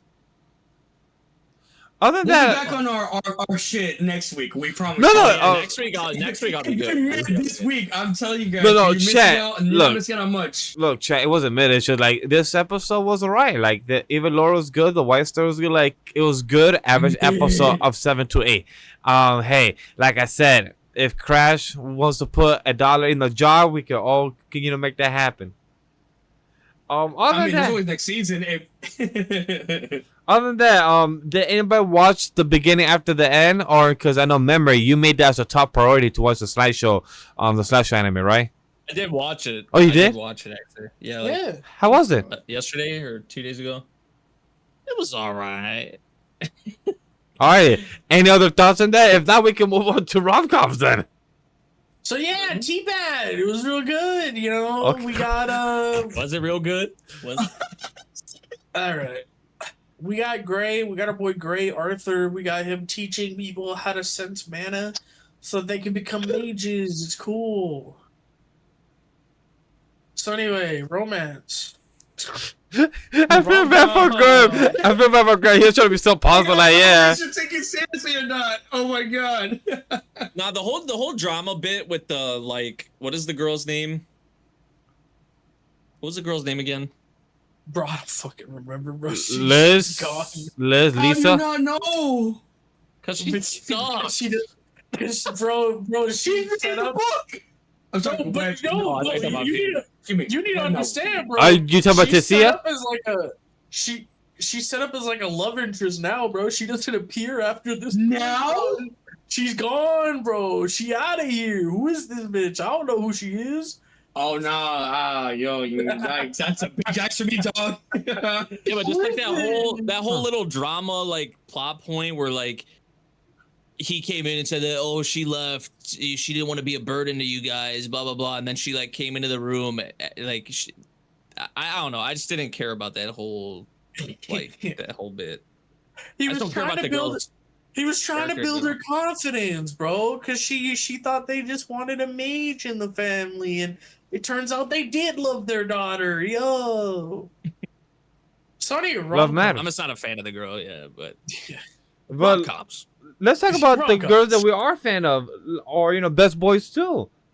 Yo, Ari-san came out swinging this week.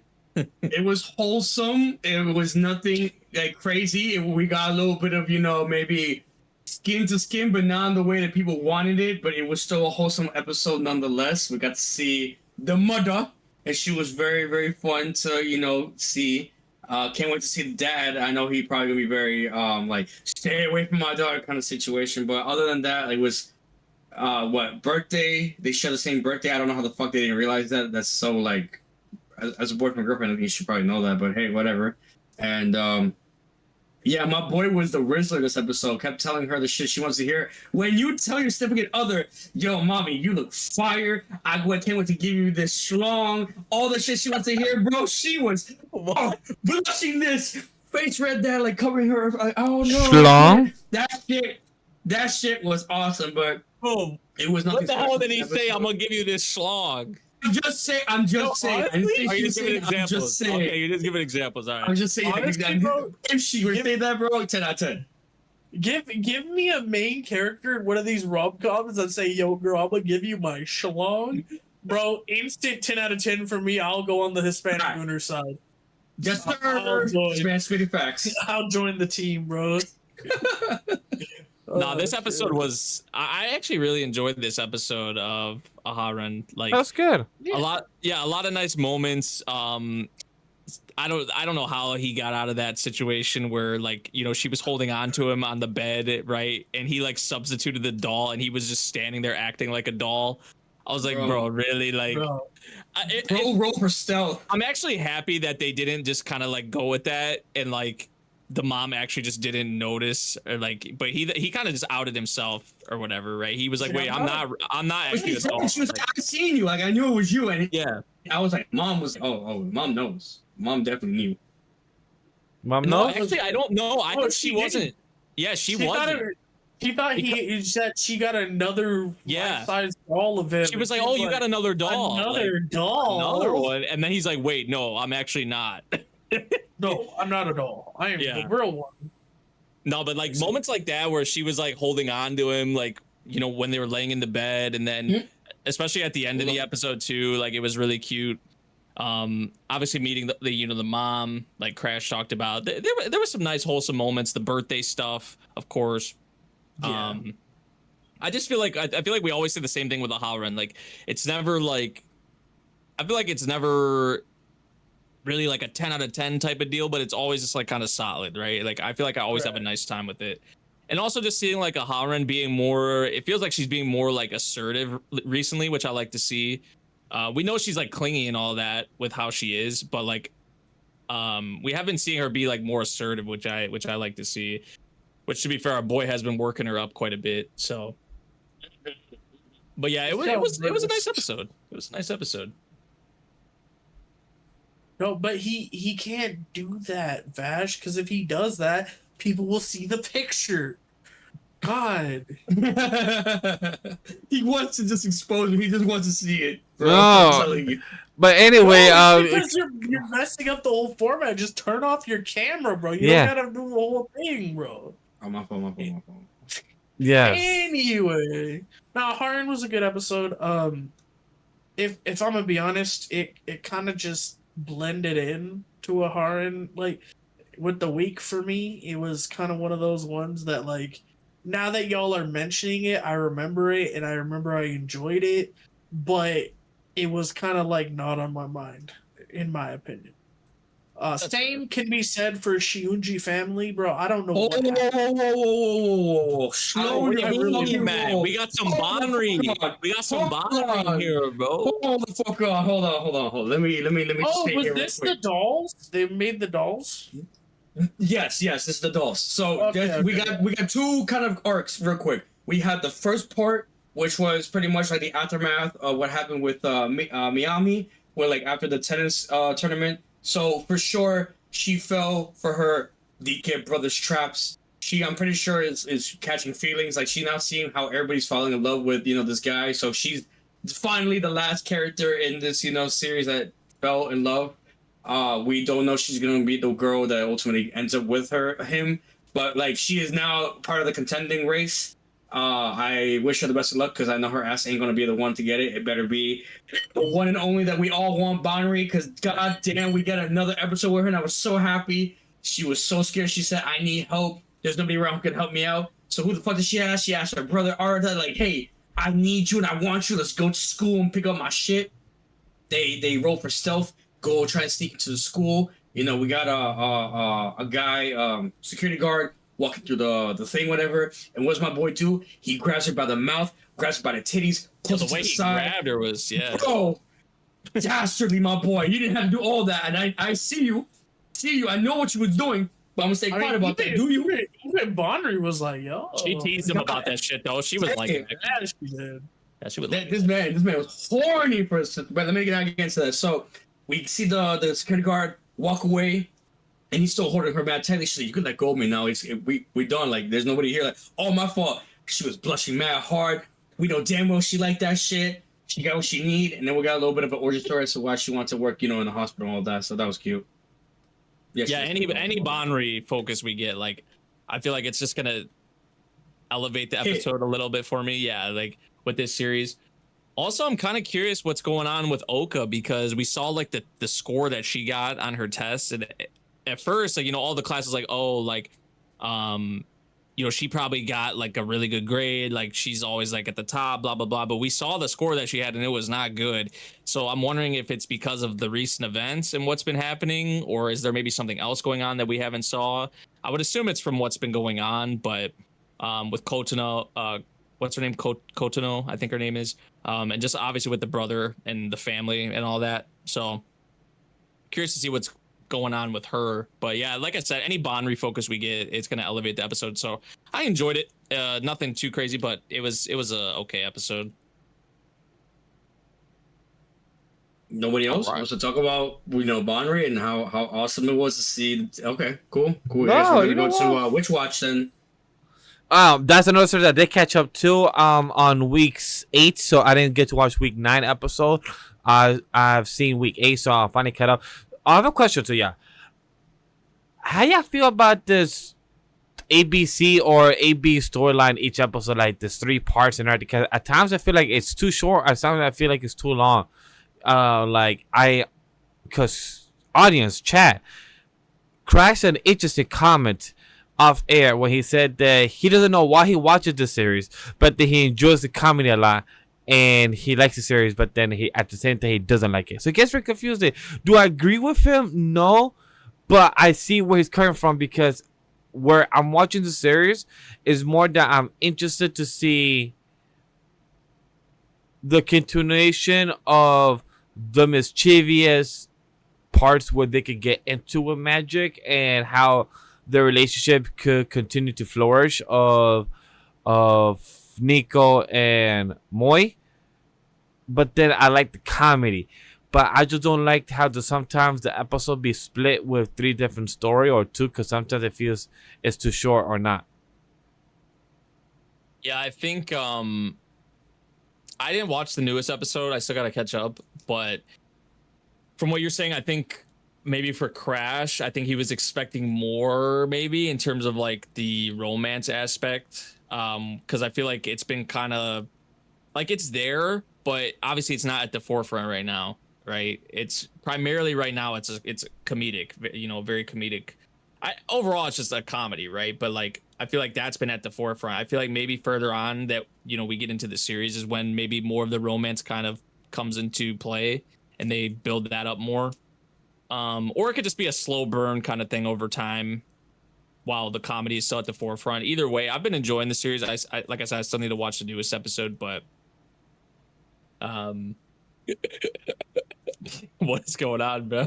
That's the wrong one, Crash. Oh, that's the wrong one. I'm seeing you guys really made me do it. No, that's what you gotta do, bro.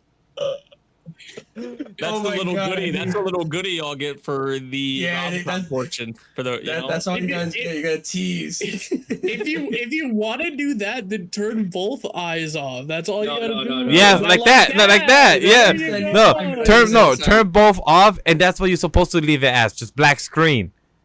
Yeah, there you go. I'm sorry. I'm sorry if y'all saw the black screens flashing, and of course Vash still isn't back. But we're just educating our boy in how to use OBS. I'm sorry. Yes, we're Technical here for it. difficulties, but you know you gotta learn. Technical difficulties. But don't worry. Don't remember. We were locked in and still paying attention to you the whole time about the series that we're watching. Yeah. So what series is that again? Oh, Witch Watch, bro. Witch Watch was so good, dude. Nah, this was so good, man. It was so much fun. We got to see, bro, the spell to like have his emotion showing, and how she's watching the little mini him with the smile and the yukatan, the beating the drums, and he's so excited and he's so expressive and he's crying on these scenes and he's super happy in these other scenes. It was such a good episode, man. I really enjoy it. Like I guess like you're more used to like wanting it to be more tension and more romance driven, but like that's not what this story is yet. Like they're not there yet. Like clearly our main boy's got a little bit of issue, and like he doesn't know how to express himself. He doesn't know how to like get down and dirty with the romance aspect right now. But I mean, it's still good. I'm glad I'm not the. I really like it. I'm glad I'm not the only one because I felt like in my binge I was watching, I felt like I was watching like fucking like instead of a 6-8 episode binge I was doing, I felt like I was watching like a 12 episode binge because of how like it had part B, part C story in a few episodes. So it just felt like I was watching just a lot of storylines repeated or like in one episode. So I was also curious to see how the manga's doing. Feels like a full coma. Yeah, it felt that. Usually how 4 coma are like formatted. Yeah, because but it's not. Right? I was gonna talk. It's definitely not. Yeah, because I was gonna talk to our friend Travis to see if this is how it is in the manga. Because I know he's the only person I know that actually reads the series, but I just haven't had the chance to talk to him and lock in and ask him that question because I was really curious about that.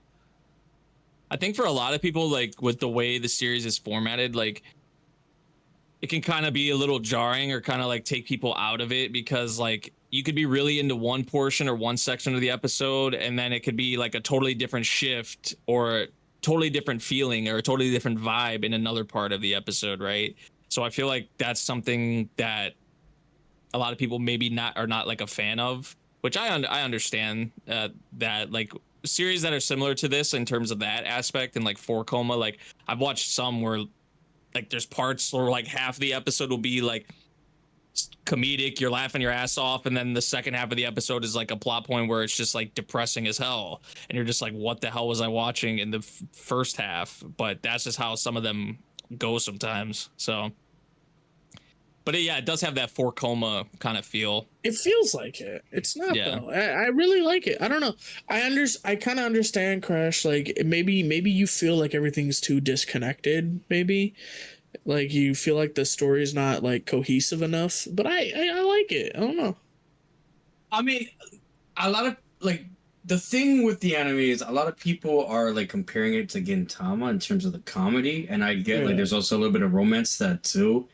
My thing is like there's 26 episodes and I see like where the story is going in the sense like they're doing like little adventures, little like, you know, moments of like, you know, how, you know, they do the spells, you know, the little like misunderstandings and everything like that. Like cool. It's not something I haven't seen before, and the animation isn't unique enough for me to be like, damn, I really need to like be on top of this. Mind you, I know it's very popular because, you know, it's been in theaters, you know, 3 episodes and all that. So like if you're ahead of the game to watch it, cool, like I'll bet. But as somebody who just has a gut feeling, who kind of seen stuff like this before, I just knew like, oh, it's gonna be good, but it's nothing crazy where it's not like something like Dawn to Dawn or like just something like, you know, like even like Mobile Suit Gundam. It's like it's its own thing where like you just, if that's your cup of tea, for sure you're gonna love it. But I just, you know, again, I was forced to watch it. I'm not regretting that by no means. But at the end of the day, like maybe this episode, maybe they'll be the one to turn me around. But like, you know what? I'll give it more of a chance. But right now, I'm just going down like the decline because Chad, I gotta watch this shit for another fucking couple more months. Like, bro, I love it. I love it how he said that he got dragged and kidnapped to watch this when all we did was drag him for episode 1 and 2 to watch together, and then from there on he could have dropped 3 to 9. He dropped your Forma in episode 1, so he could have dropped which watch as well. But we're not holding him hostage no more. We did 2 hostages. It was To Be Hero X, and it was Witch Watch. But he could have dropped any of them. He could. Just saying. Wait, listen. I will drop. I might drop. We'll get to that in a very little bit. But look, by no means is it bad. I will give it that. But there's worse anime I'm watching than this. But I'm just not getting more and more enticed to it. I'm just not sold yet. Nah. And I don't think I'm going to be sold. Even past episode 12, I don't think I'm going to be sold. It's just going to be like, I watched it, and it's off my list, but that's it. If there's some crazy plot twist, which with this kind of show or kind of story, I highly doubt it will come to that. But I know the animation will just continue to be good. I know the comedy will be fire. Past that, really, like, there's nothing really interesting for me to just, like, to say or be like, yeah, it's gonna be mind blowing after, like, really, no. But I'm glad you guys have a good time with it. I'll give you guys that. Damn, crazy. All right, so I don't think we have no more Ronka, so let's get to our That's the one. KOWLOON generic. Wait. Oh, I just want to call out. I what just happened? want to call out our girl real quick. Our girl Neko is getting really, really spicy in the chat right now. Y'all, y'all have no idea, bro. She's out here throwing pictures at us that are crazy as all. Yeah, go check the Discord thread of the anime season. Discord, the Shiunji family thread. On the record that I'm live and everything. I deleted those pictures the moment she posted it. I will never, ever believe or want to see anything that she posts manga-wise from her ass. I'm sorry. I will never. I could never. I'm sorry. You're just not sauce. You're just not source. I don't ever want to be ever like just fucking gaslighted, bamboozled by something I loved, and then you just threw me under the bus. Nah, I'm sorry, bro. Not even with KOWLOON. Hell nah, bro. Missing with that shit. But anyway, talking about the Shiunji pictures. What are you on about? Anyway, moving on. That's spicy. Yeah, that's nice. Yeah, that's right? spicy. Anyway, moving on. We got what? KOWLOON. Yeah, let's talk about KOWLOON. What did you guys feel about this one? I'm confused if I love this or hate it. That's kind of where I'm at right now, because like I think I said it like 2-3 weeks ago that I was kind of getting a little annoyed with this series, and I mean this episode, I feel like it was a lot like they were talking about a lot of stuff that we already knew again. Am I wrong? It just felt like all right. So we have like they were talking about like Kujirai B and like how if she would leave, like she would disappear. Blah, blah, blah. Like there was like, a lot of the stuff they're talking about. Like we already knew. So they was talking about theories of where it could be, because she's called a generic. That's her classification in this concept. Yeah. That she's a generic.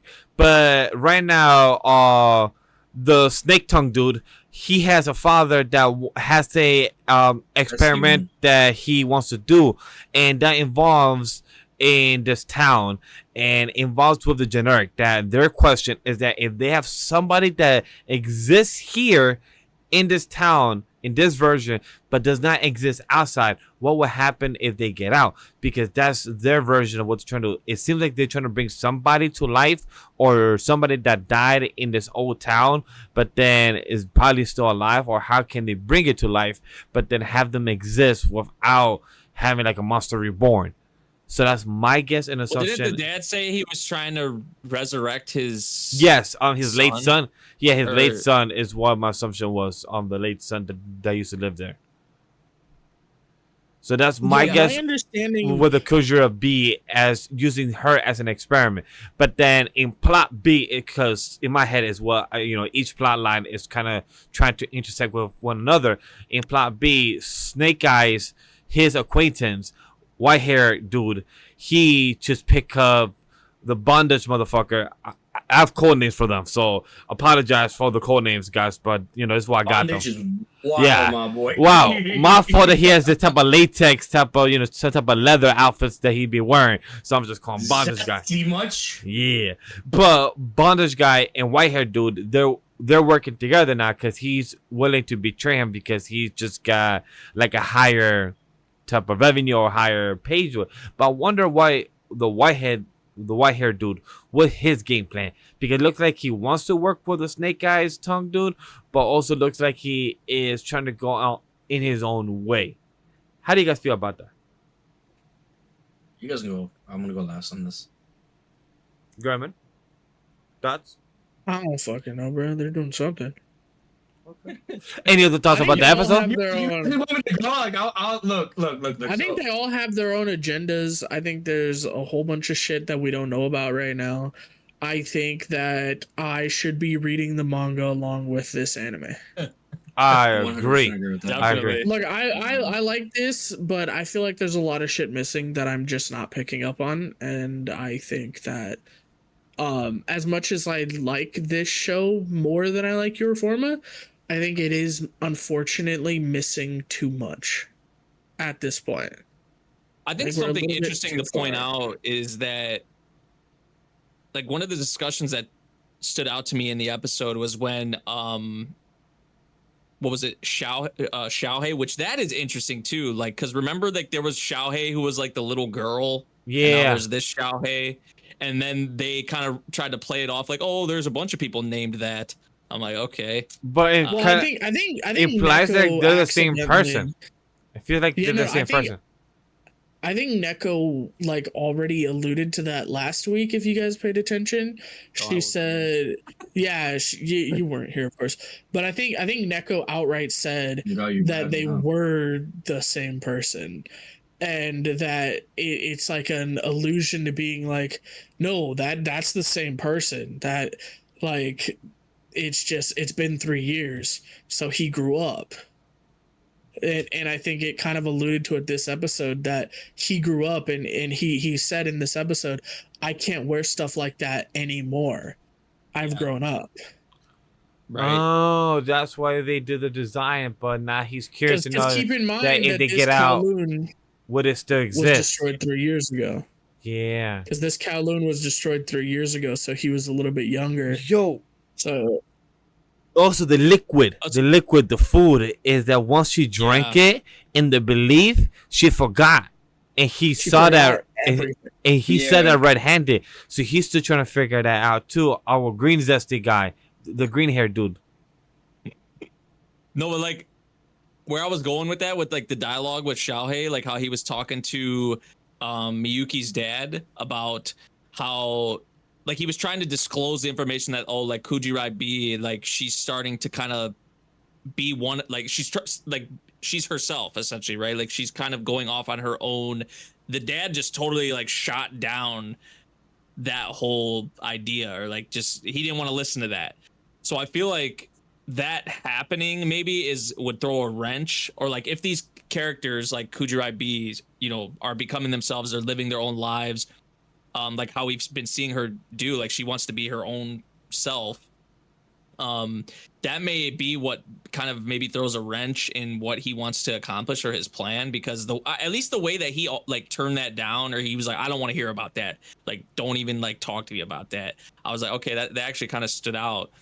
But no, I feel like a lot of the stuff in this episode that they were talking about, like we already knew before, because it was a lot of like them talking about coming in and out of KOWLOON and like the Zirconians and the, you know, stuff that I feel like we already knew.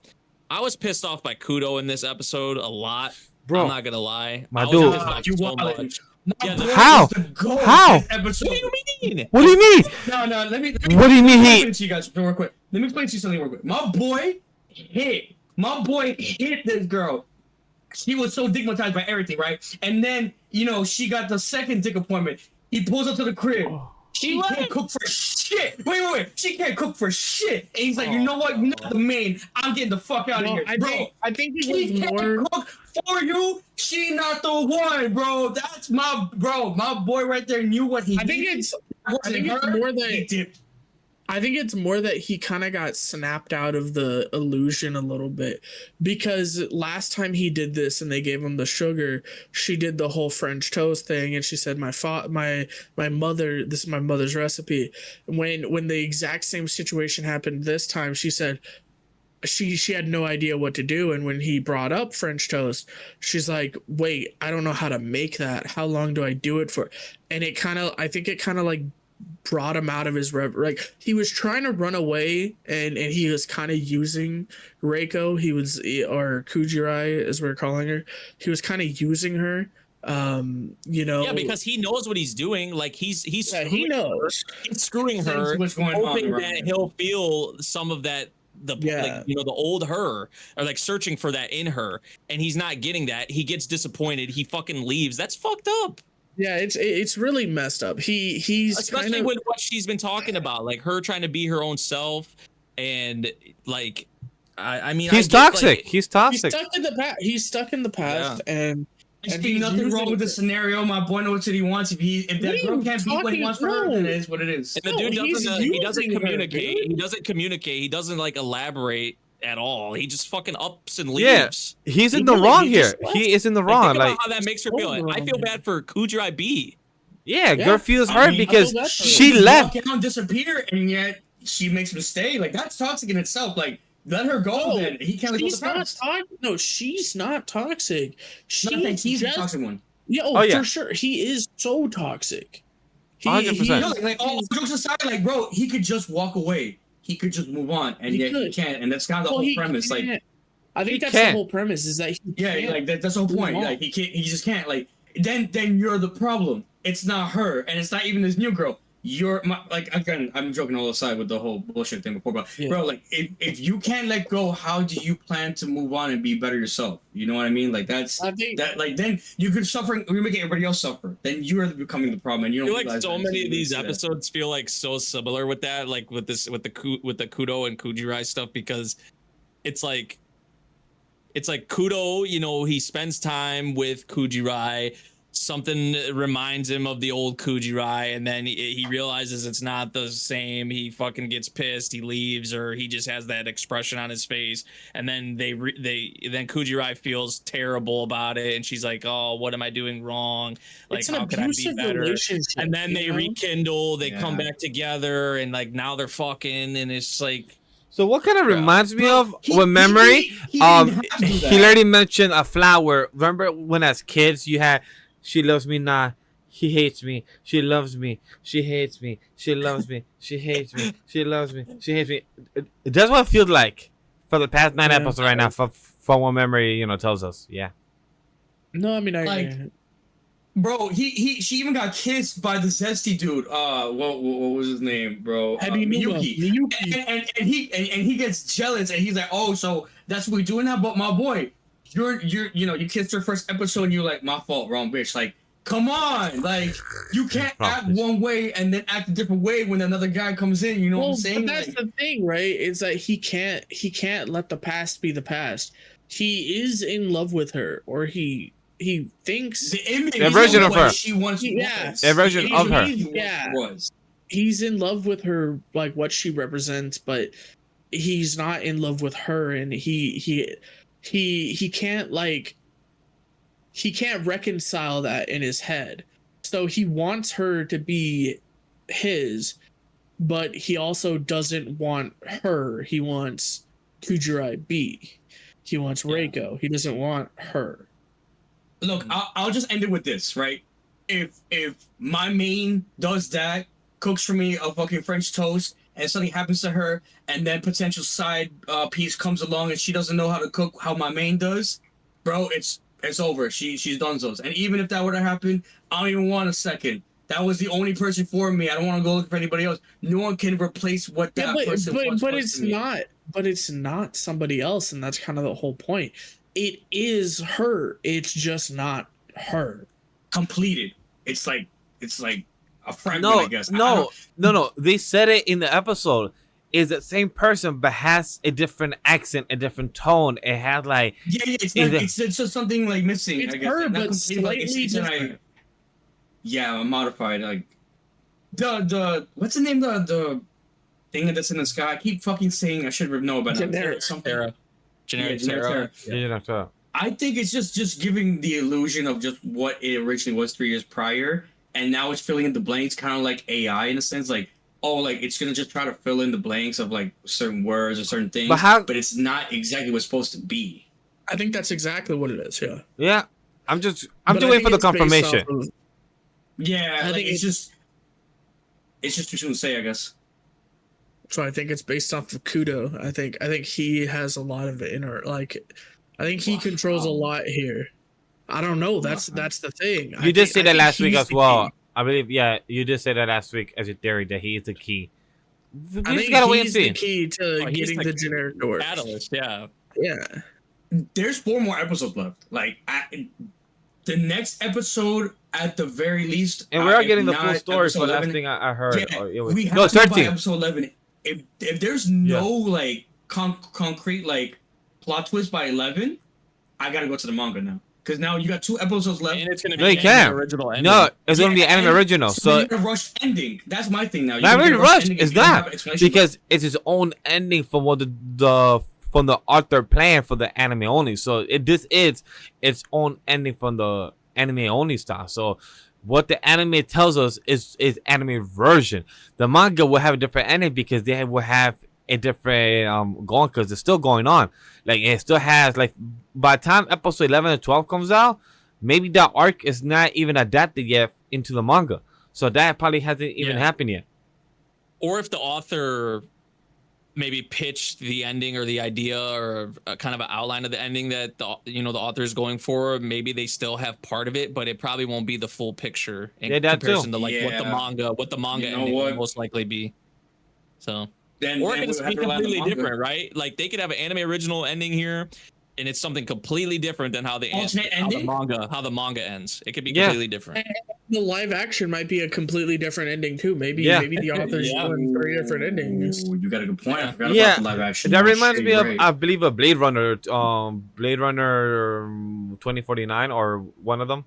That they also have like 3 different endings on like director's cut, the home one, and the theater cut, I believe. There's like 3 different cuts.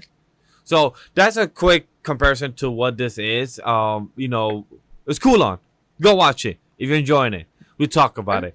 Let's talk about a crazy having person that you love and is your best friend, and you have to make a masterpiece because now you're in debt, and she's a crazy person. Right, Crash? Talk to us. Can a boy-girl relationship survive? I just want you to know, this will be the first time ever in my fucking life I actually might drop an anime, and I'm only like good 8-9 episodes in. Like, brother is not even. It took you this long. It took you this long to get off this train. First off, I'm trying to tell you. I'm trying to tell you, Crash. This shit is terrible. You need to come, like, you genuinely, like, 110%. You need to like lock me in and convince me, like, keep watching it to the end, because I am this close just to drop, but I'm done. Like, I'm just straight done with every single character. Even the brother didn't cook this episode. I was hoping for him, bro. He got fucking called out by some etchy shit that he may or may not have on the girl's phone, look like a bitch. Bro, bro became you need to her convince bitch. me, bro. You caught in 4K and everything, but nah. You need to convince me, because bro, there's nothing. There's no solid story here. I give a fuck about the characters, bro. Nobody's fucking at all. There's no kissing, and at this point, like, why should I even bother? Like, why? Tell me. Yeah, but did you see her tits though? I mean, they were okay. I seen them. Yo, when she put the phone in there, that was kind of crazy. But yeah, that's kind of wild. Was it a solid Oh scene? my god, the camera shot pan up too. Yeah, like pan up. It kind of reminds me of the boy Hancock, like, you peasant. Yeah. It was not enough fan service for me to turn around. I'm not gonna fall for that trap. I'm sorry. I hate that bitch. 100%. I hate that bitch. I'm curious to see. To be honest, I kind of thought y'all would like her. She called out the boy on his bullshit. No, she did. Look, I like this because let me see. Did I have any notes for this episode? The sunflower means I only see you. How romantic. Hamar deserved that locker hit. I love that. Yes, when Hamar in the beginning of the episode when she hurt herself because our boy dodged from getting touched by her and she hurt herself in the locker, I'm like, yes, she deserves that forehead hit. Thank God. My God, the throat grab by our girl Wrinkle. She grabbed that throat. Yeah. It was the head, bro. It's the head. What do you mean? It was a head? I felt like a stroke. Alright, the head grab. The head area. Neck area. Yeah, the head neck area. She, like, the way she's always ready to lock in. She's like, bah. She's always ready for that shit. And as much as you don't realize it, high school loves are sweet and scary because you are devoting to someone else at a young age and putting yourself everything towards that person. Now he has to make the theme of memories of summer for a masterpiece and keep Hamari for not being blackmailed. The reason I like this episode, because yes, fuck the older sister of her and everything. She's a bitch. Her attitude, she is aggressive. But the MC... She's putting the boys in check. Correct. And that is something she said because the MC older sister, she said, "Hey, you cannot just come on. You cannot come in here and barge in and do whatever you like you used to." And she said, like, sure, whatever. She gave the attitude, but she's not wrong because she said, "Hey, if you truly love her, I will take you to Tokyo with me, but you gotta give up on your dream. You gotta choose one or the other." And he wasn't even hesitant or didn't even give an answer or hinted to one. And she said it, "You are half-hearted. Your cup is not even half full, or not even full to even choose an option of what is your desire. He has no desire or choose one to go for. Even at the rooftop when he was on a lunch date with Wrinkle, she said it. Do you even want to date her? Is there either an option that you want to do something with her? He didn't have an answer towards that one either. So he needs to make up his mind. And that's why I said that in my notes. That high school lovers is tough.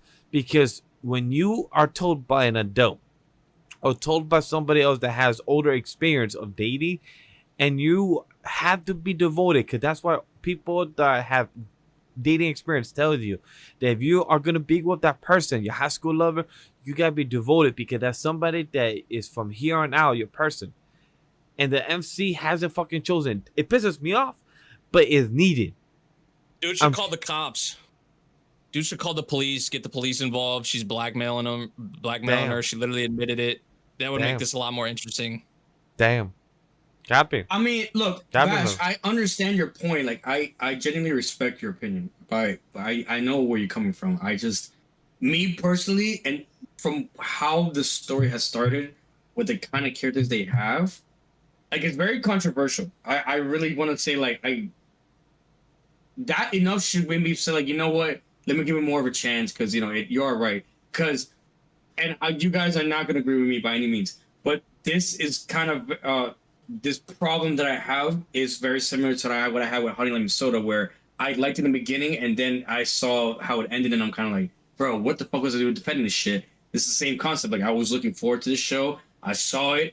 I didn't like the toxicity. It's just another generic rom-com that we have seen before, where, you know, the fucking MC is a dunce and doesn't understand romance. And I just don't have the patience right now for this kind of story. Is it a story that some people can get around to? Yes, for sure. But is it a story that I can get around to and actually say, like, I can recommend? By fuck no means, like, at all. I don't even know how you can get a good ending just at this point now in the story. Like, I hope the best for everybody, but I just genuinely can't see how anybody can get, like, somebody's gonna get hurt. It'll end off with them both saying, we're best friends or some shit together. And then, like, he's looking at him like, oh, because you're my best friend.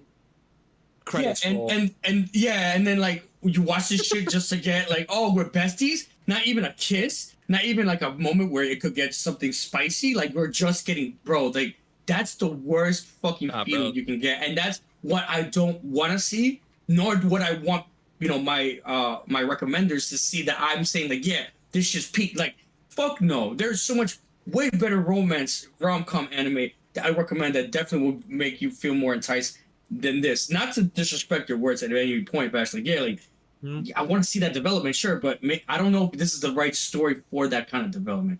That's just me personally, but I hope you're right.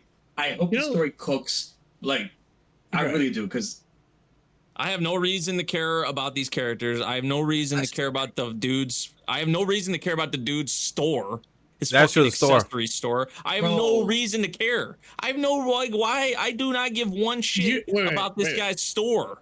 Wait, you know what you do have reason to care about, bro? The side characters carry. You know what you do have reason to care about? The side characters carry, bro. How, bro? Why am I so much? Also, I did want to read this. Someone said, you literally said Himari is not an object and instantly accepts a bet where Himari is treated as an object. That's fair. Yep. Like, yo, boys, you know what is important, though? Bro. Hear me out. Off this series, bro. Can we move on? You know what is important? Fucking Captain Cumshot, Vigilantes. Oh my god. That's a crazy ass transition. That's a crazy ass transition. He didn't even answer my question, chat. Just remember, he didn't answer my question. But anyways, yeah, Captain Cumshot. Shounen. Yo, Captain Cumshot coming out. He shows up on the scene, bro. What the fuck was this episode, man? Bro, he's such a fucking bro. I hate Americans after this episode, bro. I'm gonna be honest. Bad. Well, I mean, no, the English wasn't bad at all. I think they actually got someone who speaks. Actually, cooked with that. I'm not going front. Like, it was not the best, but like, I wasn't like, oh, it's bad. Oh, what's funny? I actually check out the dub only for this on that sub, because the dub is great actually to check it out, and it was good. Captain Celebrity sucks ass. Is Captain Cumshot, please? He reminds me of Homelander in a way, like the whole womanizer aspect and the kind of cockiness and everything.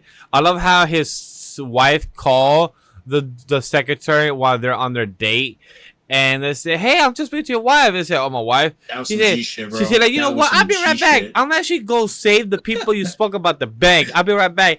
And the once he said the fan, aka our boy Kochi, he like, "Yo, I'm gonna pick you up right now. Come with me, okay?" Like, yeah, I'm gonna take a picture. We're taking pics. We're taking selfies. We out I'm gonna here, use you we as in the bait. restaurant, we're chilling. That's crazy. Bro, Crazy to use them Bro, as bait. Bro, is it weird to say I kind of hate Americans after this episode? I mean, that's not a good representation of what Americans look like. But go ahead, sure. I'm gonna tell you that much. We don't look like that. Captain. This episode was this episode honestly was just funny to me, if anything, Yeah, it was. because of like the English, but then I also was like so them, sad. like the little songs that they had where they were like, "See, he's so cool" or whatever the hell it was. I was like, bro, like what the hell am I watching? I don't like them calling him CC. CC's too good for this. I was thinking about like a really, really bad name to say with those CCs, and all I could think was crap. And then I got lost with the second word. Like, Bro, damn, good word with C. it's Captain Cumshot. Come on. Hey, this is why this is man God. He has the creative mentality right here, ladies and gentlemen. This is the man who knows it all.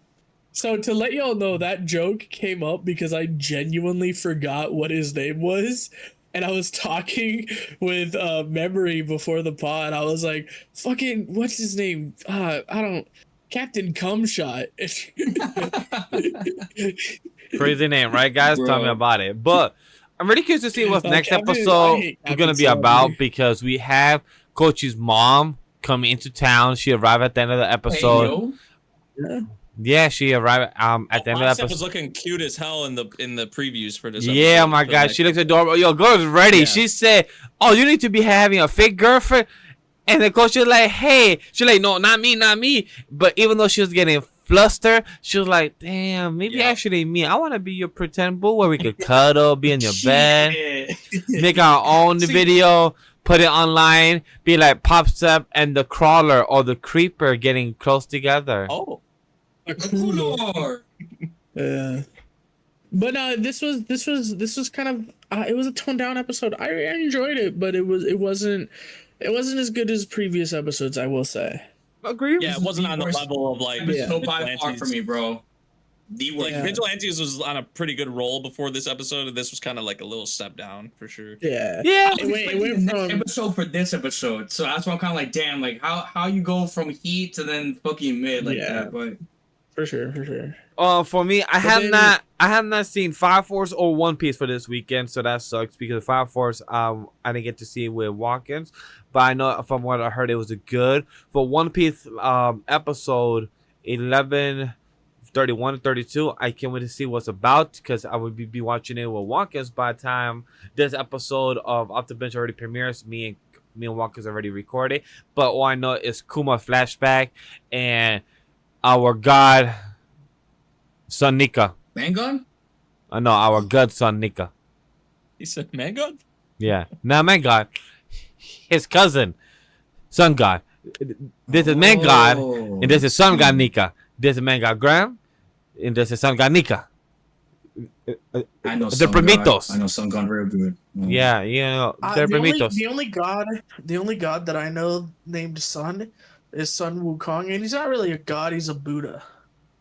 So, Yeah, but which I guess is kind of a god, but it's really just an enlightened person. anybody want to Like- give a like Buddhism is crazy. shout out to the Buddha in Fire Force or in Lazarus when it comes to our people dying, or when it comes to YAIBA? Anybody No, I want? didn't watch Lazarus, I'm gonna be One thing honest. I'll say about Can we YAIBA. ju- I'll just say about YAIBA real quick. My bad, Crash. Yo, Yaiba was a good Um, episode. Yeah, it was some pretty much training, I would say, for the most part. But the next episode is setting up for some fire shit. I feel like with For sure. Onimaru and our boy going at it again. So like I mentioned many podcasts, I've said it. I feel like anytime those two are gonna go at it, like YAIBA and Onimaru, anytime it's gonna be must see TV. So Yeah.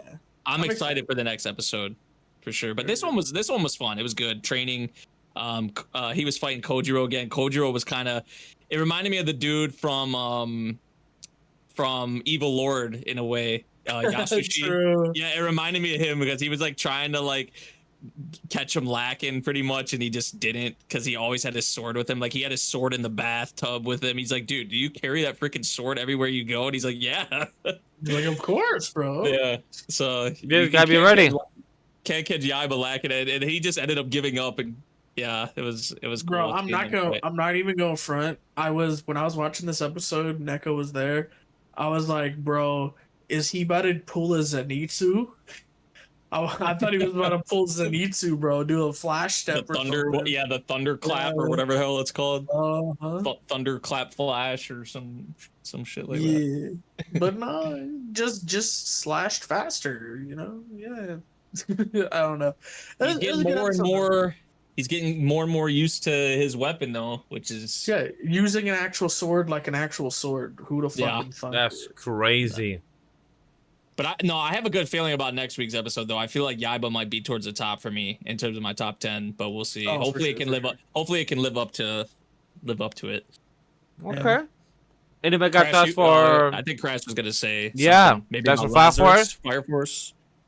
I mean, so for Lazarus, just real quick, this is an elephant we need to address in the room. Did anybody watch it? Because I think we could just skip it. Because I didn't watch it. I didn't watch it No? yet. I didn't get to I haven't seen it yet. Yeah. Okay, so we'll get back to you guys for next week. Lazarus. For Next week, get back to you. Fire Force again. I'm gonna give this hot take, bro. Fucking mid-ass orc. It is fucking filler. I don't care what anybody says. Arthur finds his family. The family's a piece of shit for leaving them not once but fucking twice, bro. That's fucking damn, bro. What kind Dude, of yeah, dick that you was like. those? Bro, Yeah. like, come What the hell on. is Like, that, this bro? man's OPAF, and that's how you do your boy like that. And you have kids, even though you said, oh, we gotta leave you behind. Oh, Dude, bro, he was asleep. so Poor little kid. wow, bro. Yeah, poor little kids in bed asleep. His parents like, okay, sorry, Arthur, we're going on a journey. What? And What was I don't know, that? just like, oh, like, it was so weird. Like, oh, the father's a seer. They knew what's going on, but they, like, it's just a coincidence. I don't know. But hey, Arthur got a new sword because, the father was a scavenger and he had, like, a piece of a rocket or something from, like, the old days, which kind of, again, trying to figure out what's going on. That like, stuff was interesting. Like the smartphone too. The smartphone. Yeah. Smartphone? I don't know, that, yeah. Looked like an iPhone, but like now I'm thinking like, what this is past tech. How far are you into the future are you? And then I'm just trying to piece together the timeline between this and Soul Eater. People were telling me like, don't look too deep into it. It's just a nod out there. Blah, blah, blah. I don't think so. I don't think it is, but hey, that's just me doing research. Yeah, bro, it was mid. It was filler. I didn't care for it. Vulcan and the redhead girl, I forget her name. I really hope they get something between them. Otherwise, it's whatever. Yeah, this content with Arthur has been kind of. I'm not really. Yeah, and then we're gonna get another filler episode with Show. I think the brother. I'm seeing. Oh, if we're getting some stuff with Sho and Shinra like they teased at the end of the previous episode, then that's gonna be something interesting. At least I hope. I'm now hoping. I'm not holding my breath for nothing. I want to see more of What's the name of the priestess that was really cool with Hanabi? Iris? Iris? Yeah, Iris. Give me. Iris. Yeah. That was what I'm saying. Yeah, I want to see more of her. I want to see her like maybe a couple of scenes this whole season. I really, really want to see more of her probably by the end, if not like the beginning of season part 2, the next core. But other than that, fucking filler, Watkins. I'm telling you right now, it's fucking filler. That's crazy. All But you know right. what wasn't filler is To Be a Hero X episode 9. This episode was not filler because it was fucking great. For me, it was great, but I want to give it first to you. New memories will be like. Or maybe that shit was trash. No, I mean this is just probably my like least favorite arc so far out of the 3, honestly. Is I it because it's too like, mellow? I won't even say it's bad. I don't know. It feels like some Disney shit, bro. Look, I like this Really? episode. Like, bro, like there's like 4 songs in the episode, man. I'm just like, I don't like. Come on, bro. God. I don't know. I don't really get. I like. look, I couldn't get into it. Like some songs I liked, but look. like On when my the boy was singing at the beginning of the episode, that shit was cringe in my opinion. I'm sorry. dive Okay. into it. Well, when it comes to the power, because like the music, I don't have that much thoughts because it was more of the message of what was trying to give the symbolic aspect when it comes to the character. Because for example, I wrote my notes that with Lucky Cyan, I don't think it's her luck that is her power. Is the trust fund that gives her the faith of positive energy that she has the power to bring good charm for the more people that believes in her and that has faith in her as the person, and she gives that positive energy to be having a charm that kind of symbolize a good luck type of goal or concept. That was my understanding, because for the octopus or the evil guy at the orphanage, he's a control freak and has an octopus power. It reminds me of having multiple hands in a basket but forcing control. When it reminds me about the kid, I don't think he has bad luck. He just wants to be freedom and live life. But it's perceived as having bad luck because you don't want to listen to other adults. You don't want to listen to other people. You want to live your own life. So for other people, it will seem as bad luck, as bringing negative energy. So then that's why you have that type of negative outcome.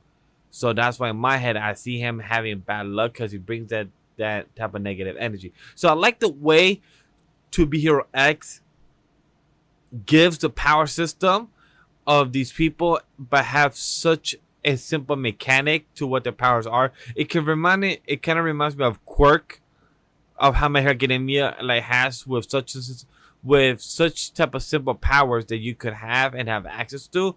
But the way you have your creativity is what makes your quirk become phenomenal. But when it comes to Be Hero, they have the quirk established already, but the way the mechanic works is very interesting. I don't know if you guys see it that way as well when it comes to the powers, the quirks of them having the bad luck, or of how she's called Lucky Cyan, how it works very differently the way I saw it. If anybody wants to give feedback about the power of the concept, go ahead, or any other thoughts about the whole episode itself. I like the I don't know specifically about her power. I don't know if it's just straight up. It could be something like you mentioned, but also it could just straight up be that she has, she's just lucky and that's what happens. But I just think of the lottery ticket that she got, right, where it said better luck next time on it or something like that. Yeah, so that did kind of stand out to me. But no, I know I mentioned this stuff, I don't really care for some of the songs and whatnot, and that this has been probably my least favorite arc. And I don't think it's bad by any means. I just don't think it matches up. I mean, the Isol arc and this, either of them really has matched up to the first arc in my opinion of the series. But with this one, I do like the dynamic between Cyan and I think his name's Luo, the little boy. Especially how he treats her differently than obviously a lot of the people do, right? They're trying to use her essentially, right? Or gain something from her after they learn kind of what's going on with her, which the boy just kind of treats her like a normal girl, which I think is what she wants, right? So I do like that aspect of it for sure. But now I'm curious, also screw the Dean. People maybe thought the Dean was going to be, kind of like a good character, but that obviously turned out not to be the case. Well, we probably could have saw that at the end of the previous episode, but even more so with this one, right? With him attacking that last episode, you weren't here. Yeah, Bro, yeah. The last episode, I was like, wait, it just feels too good to be true that he's just such a good person, and then bam, he shows his true colors like that. Yo, he really showed his true colors in this episode. But now I'm curious after, I'm wondering what he told the boy. Yes. When he was sitting in the room like that, because we saw what happened after at the end of the episode. It was like a zombie land, which 2 years I think they said had passed or something like that. Between the time that Lucky Cyan she ran away, I think they said 2 years had passed, or I saw that 2 years had passed or something like that. So what happened in that time, or what happened after, or I guess what happened right after he told him that? Because I think what we saw at the very end of the episode was after the Dean told the boy that. So could it, you know how they said the boy is like a walking calamity or whatever? Like, was this a result of him? What happened with these people walking around like zombies and all that? Or is this something else? Or is it with the Dean? We saw the look in the Dean's eye at the end of the episode. Like, he was looking pretty menacing. So I don't know if like he somehow made this happen, or if it was what maybe our boy Luo, like when the Dean told him that, like it triggered something, like pure rage or something along those lines, and thus comes in like the calamity part. But yeah, I still am enjoying To Be Hero. Don't get me wrong, but I just don't think it's on this quite the same level. I just haven't been as invested, I feel like, in this arc so far compared to, I would say, the Easel one and even the one before that. But the first arc that we had in the series really stands out to me. So, Grem, what did you think? How do you feel about this episode? Like you guys said, I'm wondering what he whispered in his ear. I'm a little bit worried about that. Yeah. And a zombie Kinda shit. terrified. Yeah, the zombie shit was also weird at the end of the episode. I'm not sure what's gonna happen. I don't know. I'm interested. I don't got much to say. Y'all said everything, you know. Yeah, I'm also another scene that, like, with the truck driver, like, you know, coming in. Oh, Choco. Truck back? Oh, Like, in a way, that was good luck. That was kind of like good luck for our girl, but also it was like a mix, right? It was a mix of bad luck and good luck. I feel like, for sure, with how everything played out. If only Neko met Lucky Cien, then she wouldn't have met Truck-kun and died. So I see. That's wherein lied the problem there. Yeah, and also, you know how I mentioned that, like, we saw our boy.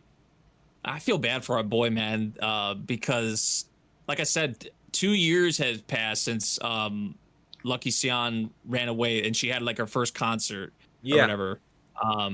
Which the concert, if y'all remember, is going on at the same time where I think the two E-Souls are fighting. Yes. Right. So, I'm like, oh, what was I gonna say? I was gonna say Crash like, facial expression during that. No, we saw our boy. You didn't tell me this. We saw our boy with all the injuries and whatnot. Who knows? Like, he's been obviously being like physically abused by the Dean and whoever else, because in 2 years' time, I mean, we saw all the bandages and how just beaten up he was, and I mean, you just got to feel for him. But it is interesting to me, like, how some of the timelines and things like that are kind of connecting. Because, like, the two E-Souls are fighting at the same time that we saw that the concert with Lucky Cien. 2 years have passed. It gets confusing whenever they said 36 years after commission or 34 years after commission. It gets a bit confusing because in my head, at times, I go back to our Twitter, not Twitter. I go back to the thread on the thread Discord, and I look at on the dates. I'm like, okay, we have one more episode of Cyan. In my head, I just have to tell myself, what do we have? Because it makes me feel of what we're watching. I need to be up to date. Like, this is kind of like a fun little homework. Like, watch the episode, but then I need to do my own research, and it's fun, but also annoying in a way. Yeah, I think when she ran away, it was 34 AC after commission. And yeah, 2 years, so it's 36 AC or after commission, whatever the hell it's called. Okay. So yeah, I'm curious how, because what, there's only one more episode with Lucky Cien? Yes. Or is there two more? One more. There's one more. Okay, yeah, I'm curious to see how they're gonna wrap this up. Also, apparently there was an X cameo. Where? Are you gonna tell us where? Okay, so when I saw this, I was like, how did people pinpoint this? I know there's a lot of material out for To Be Hero, and there's a lot of PVs, and there's a lot of things for a lot of the other characters and whatnot out there. I'm sure Neko saw a lot of it, but apparently the dude who gave her the first coin and walked away by the fountain was like that was X. Which I was like, how was that X? The dude has like brown, he had like darkish hair. Did he not? I swear, doesn't X have white hair? But that could also mean a dual personality. He could also have a dual personality. Because remember, this man's a person that snaps his fingers. He can literally snap his finger and turn into X, or he hasn't become X yet that we know of. Right. Yeah, I saw that and I was like, how is this an X cameo? Like, I don't get it, but like look in the VC real quick. Like, that's apparently X. When I saw that, I was like, what?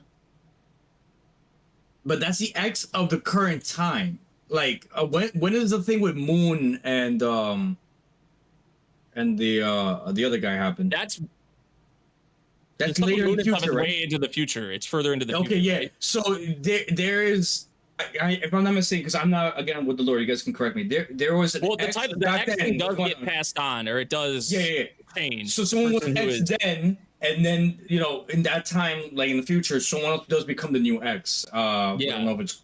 Queen wants to be X right now. But I'm just like, people are saying this. I'm just like, how did y'all pick? Like, it has to be from the promotional material that's out or something like that. Like how people were able to recognize that this was like one of the past X's or whatever. Do you see a face or is it just the back of the body? I mean, I haven't seen the episode. That's what I'm asking. You do see, I think, some of his face. Yeah, like a glance or a side like image. Yeah, like a glance side image. What I'll promise you guys on chat and my co-host is that when I do watch the episode, I'm going to keep a very keen eye and I'll post it on the thread. If you guys want to follow us and just see what we're talking about, be sure to join our Discord so you can see what's our big takes and what we believe is going on in this anime, because it's getting real interesting. Well, if that be the case, anybody else has more thoughts? I'm about to be here to break it down. If that we could talk about next week when it comes to the last episode of this arc. I think we were good. All right. Yeah. So let's just interested to see what's gonna happen next. All right, chat. So let's get into our top 5 slash top 10. Because for me, I'm gonna give you top 5 because I didn't know where to rank the last 5, so I'm gonna just give you top 5 just make my life easier. Chat. And the first one is Apothecary Diaries episode 20 for season 2, a 10 out of 10. For me, it was fucking amazing. Number 2 could be tied. The Two Perfect Saint toss aside by the fiance sold to another kingdom. Episode 9. This was a solid 9.5 or 9 out of 10. So solid episode. And then number 3 was To Be Hero X as an 8.8 for episode 9. Really good, really enjoyable. Can a boy girl friendship survive? Episode 9 is an 8.5. And for the 5th one, you know what? I'll give it a KOWLOON for the 5th one. And I want to give an honorable mention for I left an 8-rank party to help my former student reach the dungeon devs. My boy Yuki. You have 5 wives. Choose one. Stick with them. Be in bed with them. They want you. All 5 of them want you. I don't support the 6th one because that one is still a child for me. I don't support that one. But the 5th ones, all of them, they want you. Go have an orgy. Have fun with it. Next one, Crash. Go talk to me. I'm going to keep it short. I only have 9. The last one is going to be an honorable mention, and I will get to that in a minute. But the first on my list is Apothecary Diaries. It was 9 out of 10 for me. I loved it. It was episode of the week for me. Number 2 is KOWLOON Generic Romance. Number 3 is Fire Force. Number 4 was the Shiunji Family Children. Guys, it's still not incest. Don't worry about it. Number 5 was Our Last Crusade or Rise of a New World. Number 6 is Aharen-san. Trying my best. Aharen-san. Number 7 was I hit him with the change up earlier. Now he's. I peeped. Number 7 was Please Put Him On, Takami-san. It was a good episode. I feel like the manga was a little more spicier for me personally, but I mean, what I'm doing with this anime is I'm reading with the manga as I'm going along. I'm a little more ahead now. But I'm actually enjoying it by all means. I know it's a trash anime and nobody likes it, but I'm enjoying it nonetheless. Number 8 was Summer Pockets. I know we didn't talk too much about it, but I think next episode will be a little more better. Number 9 was The Dinner Table Detective. I did not watch To Be Hero X. I did not watch Lazarus, and I did not watch Witch Watch. And everything else I seen was mid, including MHA Vigilantes. So I did not want to put anything in 10, which I didn't want to put anything mid there. So for an honorable mention, I'm going to put the anime that I'm going to watch and catch up by the next week, which is Food for the Soul. I can't believe you sure guys that name? trap me with that. Food for the Soul. You sure? Damn. Food for the Soul. On the document, I see it's a whole different name. Yeah. I don't know. That must be something that must have been edited in the middle of that. It's so weird, but yeah, definitely would recommend it. And for Neko, I can shout her out real quick. Nada por ella porque ella está muerto. Too bad. I believe Manga Grem, you're next on the list. Please tell me what your top 10 is. Matando todo mundo. Alright. Number one. Número uno. Number one. Damn, we had 3 number Número uno. ones. Apothecary, bro. Número uno is Apothecary Diaries. Número dos, Rock is a Lady's Modesty. Número tres, Apocalypse Hotel. Número cuatro, Two Perfect Saint. Número cinco, That's Witch crazy. Watch. Número seis, Your Forma. Número crazy. siete, That's Ninja wild. That's Assassin. top Number 5. one, Roof. Número ocho, Two Perfect Saint. No, To Be a Hero. Yes, to be hero. How do you question your own self? You question your own self. Numero nueve. No, you know what it is? It's the wrong two. Yeah. Yeah, I see It's the wrong it. two. And no X, when you I guys are see the- confused. when I see the two O's, I think it's Two Perfect Saint, not anyway. Número nueve is KOWLOON generic romance. Número diez is Anne Shirley. You liked Ninja Assassin more than KOWLOON this week? Yeah. That's I probably did wild too, to honestly. me. Really? I thought it was so mid, bro. That episode did not cook for me at all. I mean, I was had neither on my actually top disappointed. 10, so. But Y la Wow. última persona, Nathaniel, ¿qué dice? ¿Qué es la so my última? number one and my episode of the week was Apocalypse Hotel. It's a shame we didn't talk much really about it, but it was freaking awesome because Oh, it was so good. our girl Yachio came back, and there was a lot of comedic bits She that became a came with delinquent. that. Yeah, she was like a cannon body, or tank tank? body. Yeah. Tank body, which was hilarious. Just some of like her reactions to seeing how the hotel has changed. Like, yeah, they kept it up and running and good. and all No that. shower cap. But yeah, no shower caps. She couldn't get behind the desk to do her job. There were so many great comedic moments. She just totally flipped out because she felt like she was not, really needed here anymore, and that's like her whole purpose, right?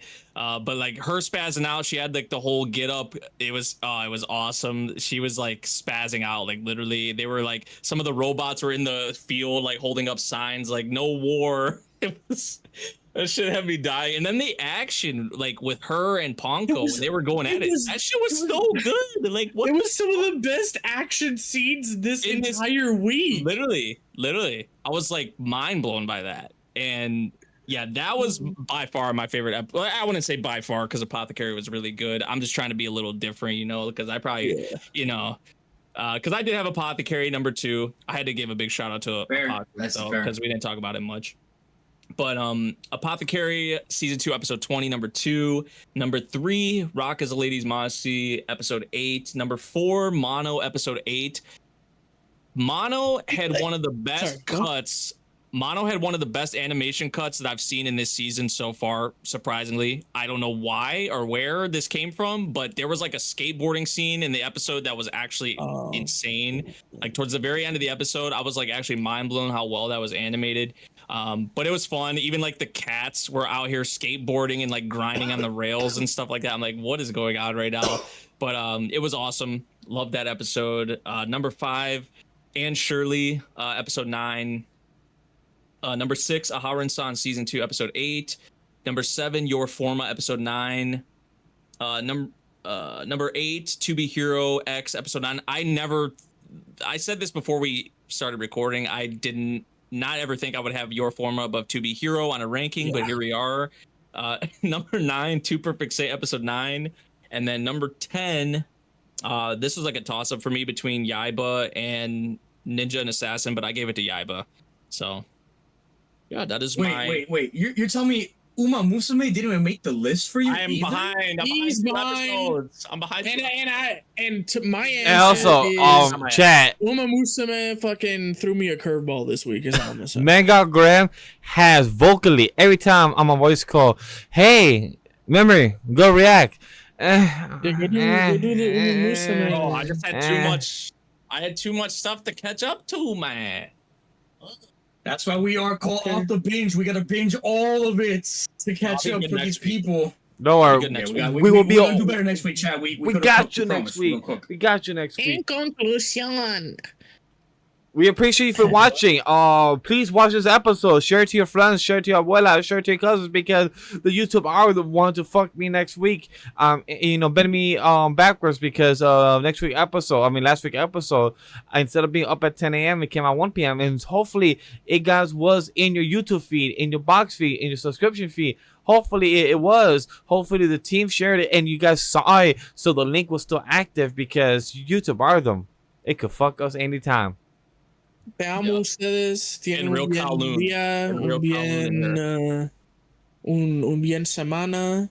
Vas a ver ustedes la próxima semana y luego vas a decir otras cosas de los anime que está viendo y también la Neko vas a hacer para acá y para hacer algo con nosotros. So, adiós, tiene un bien semana.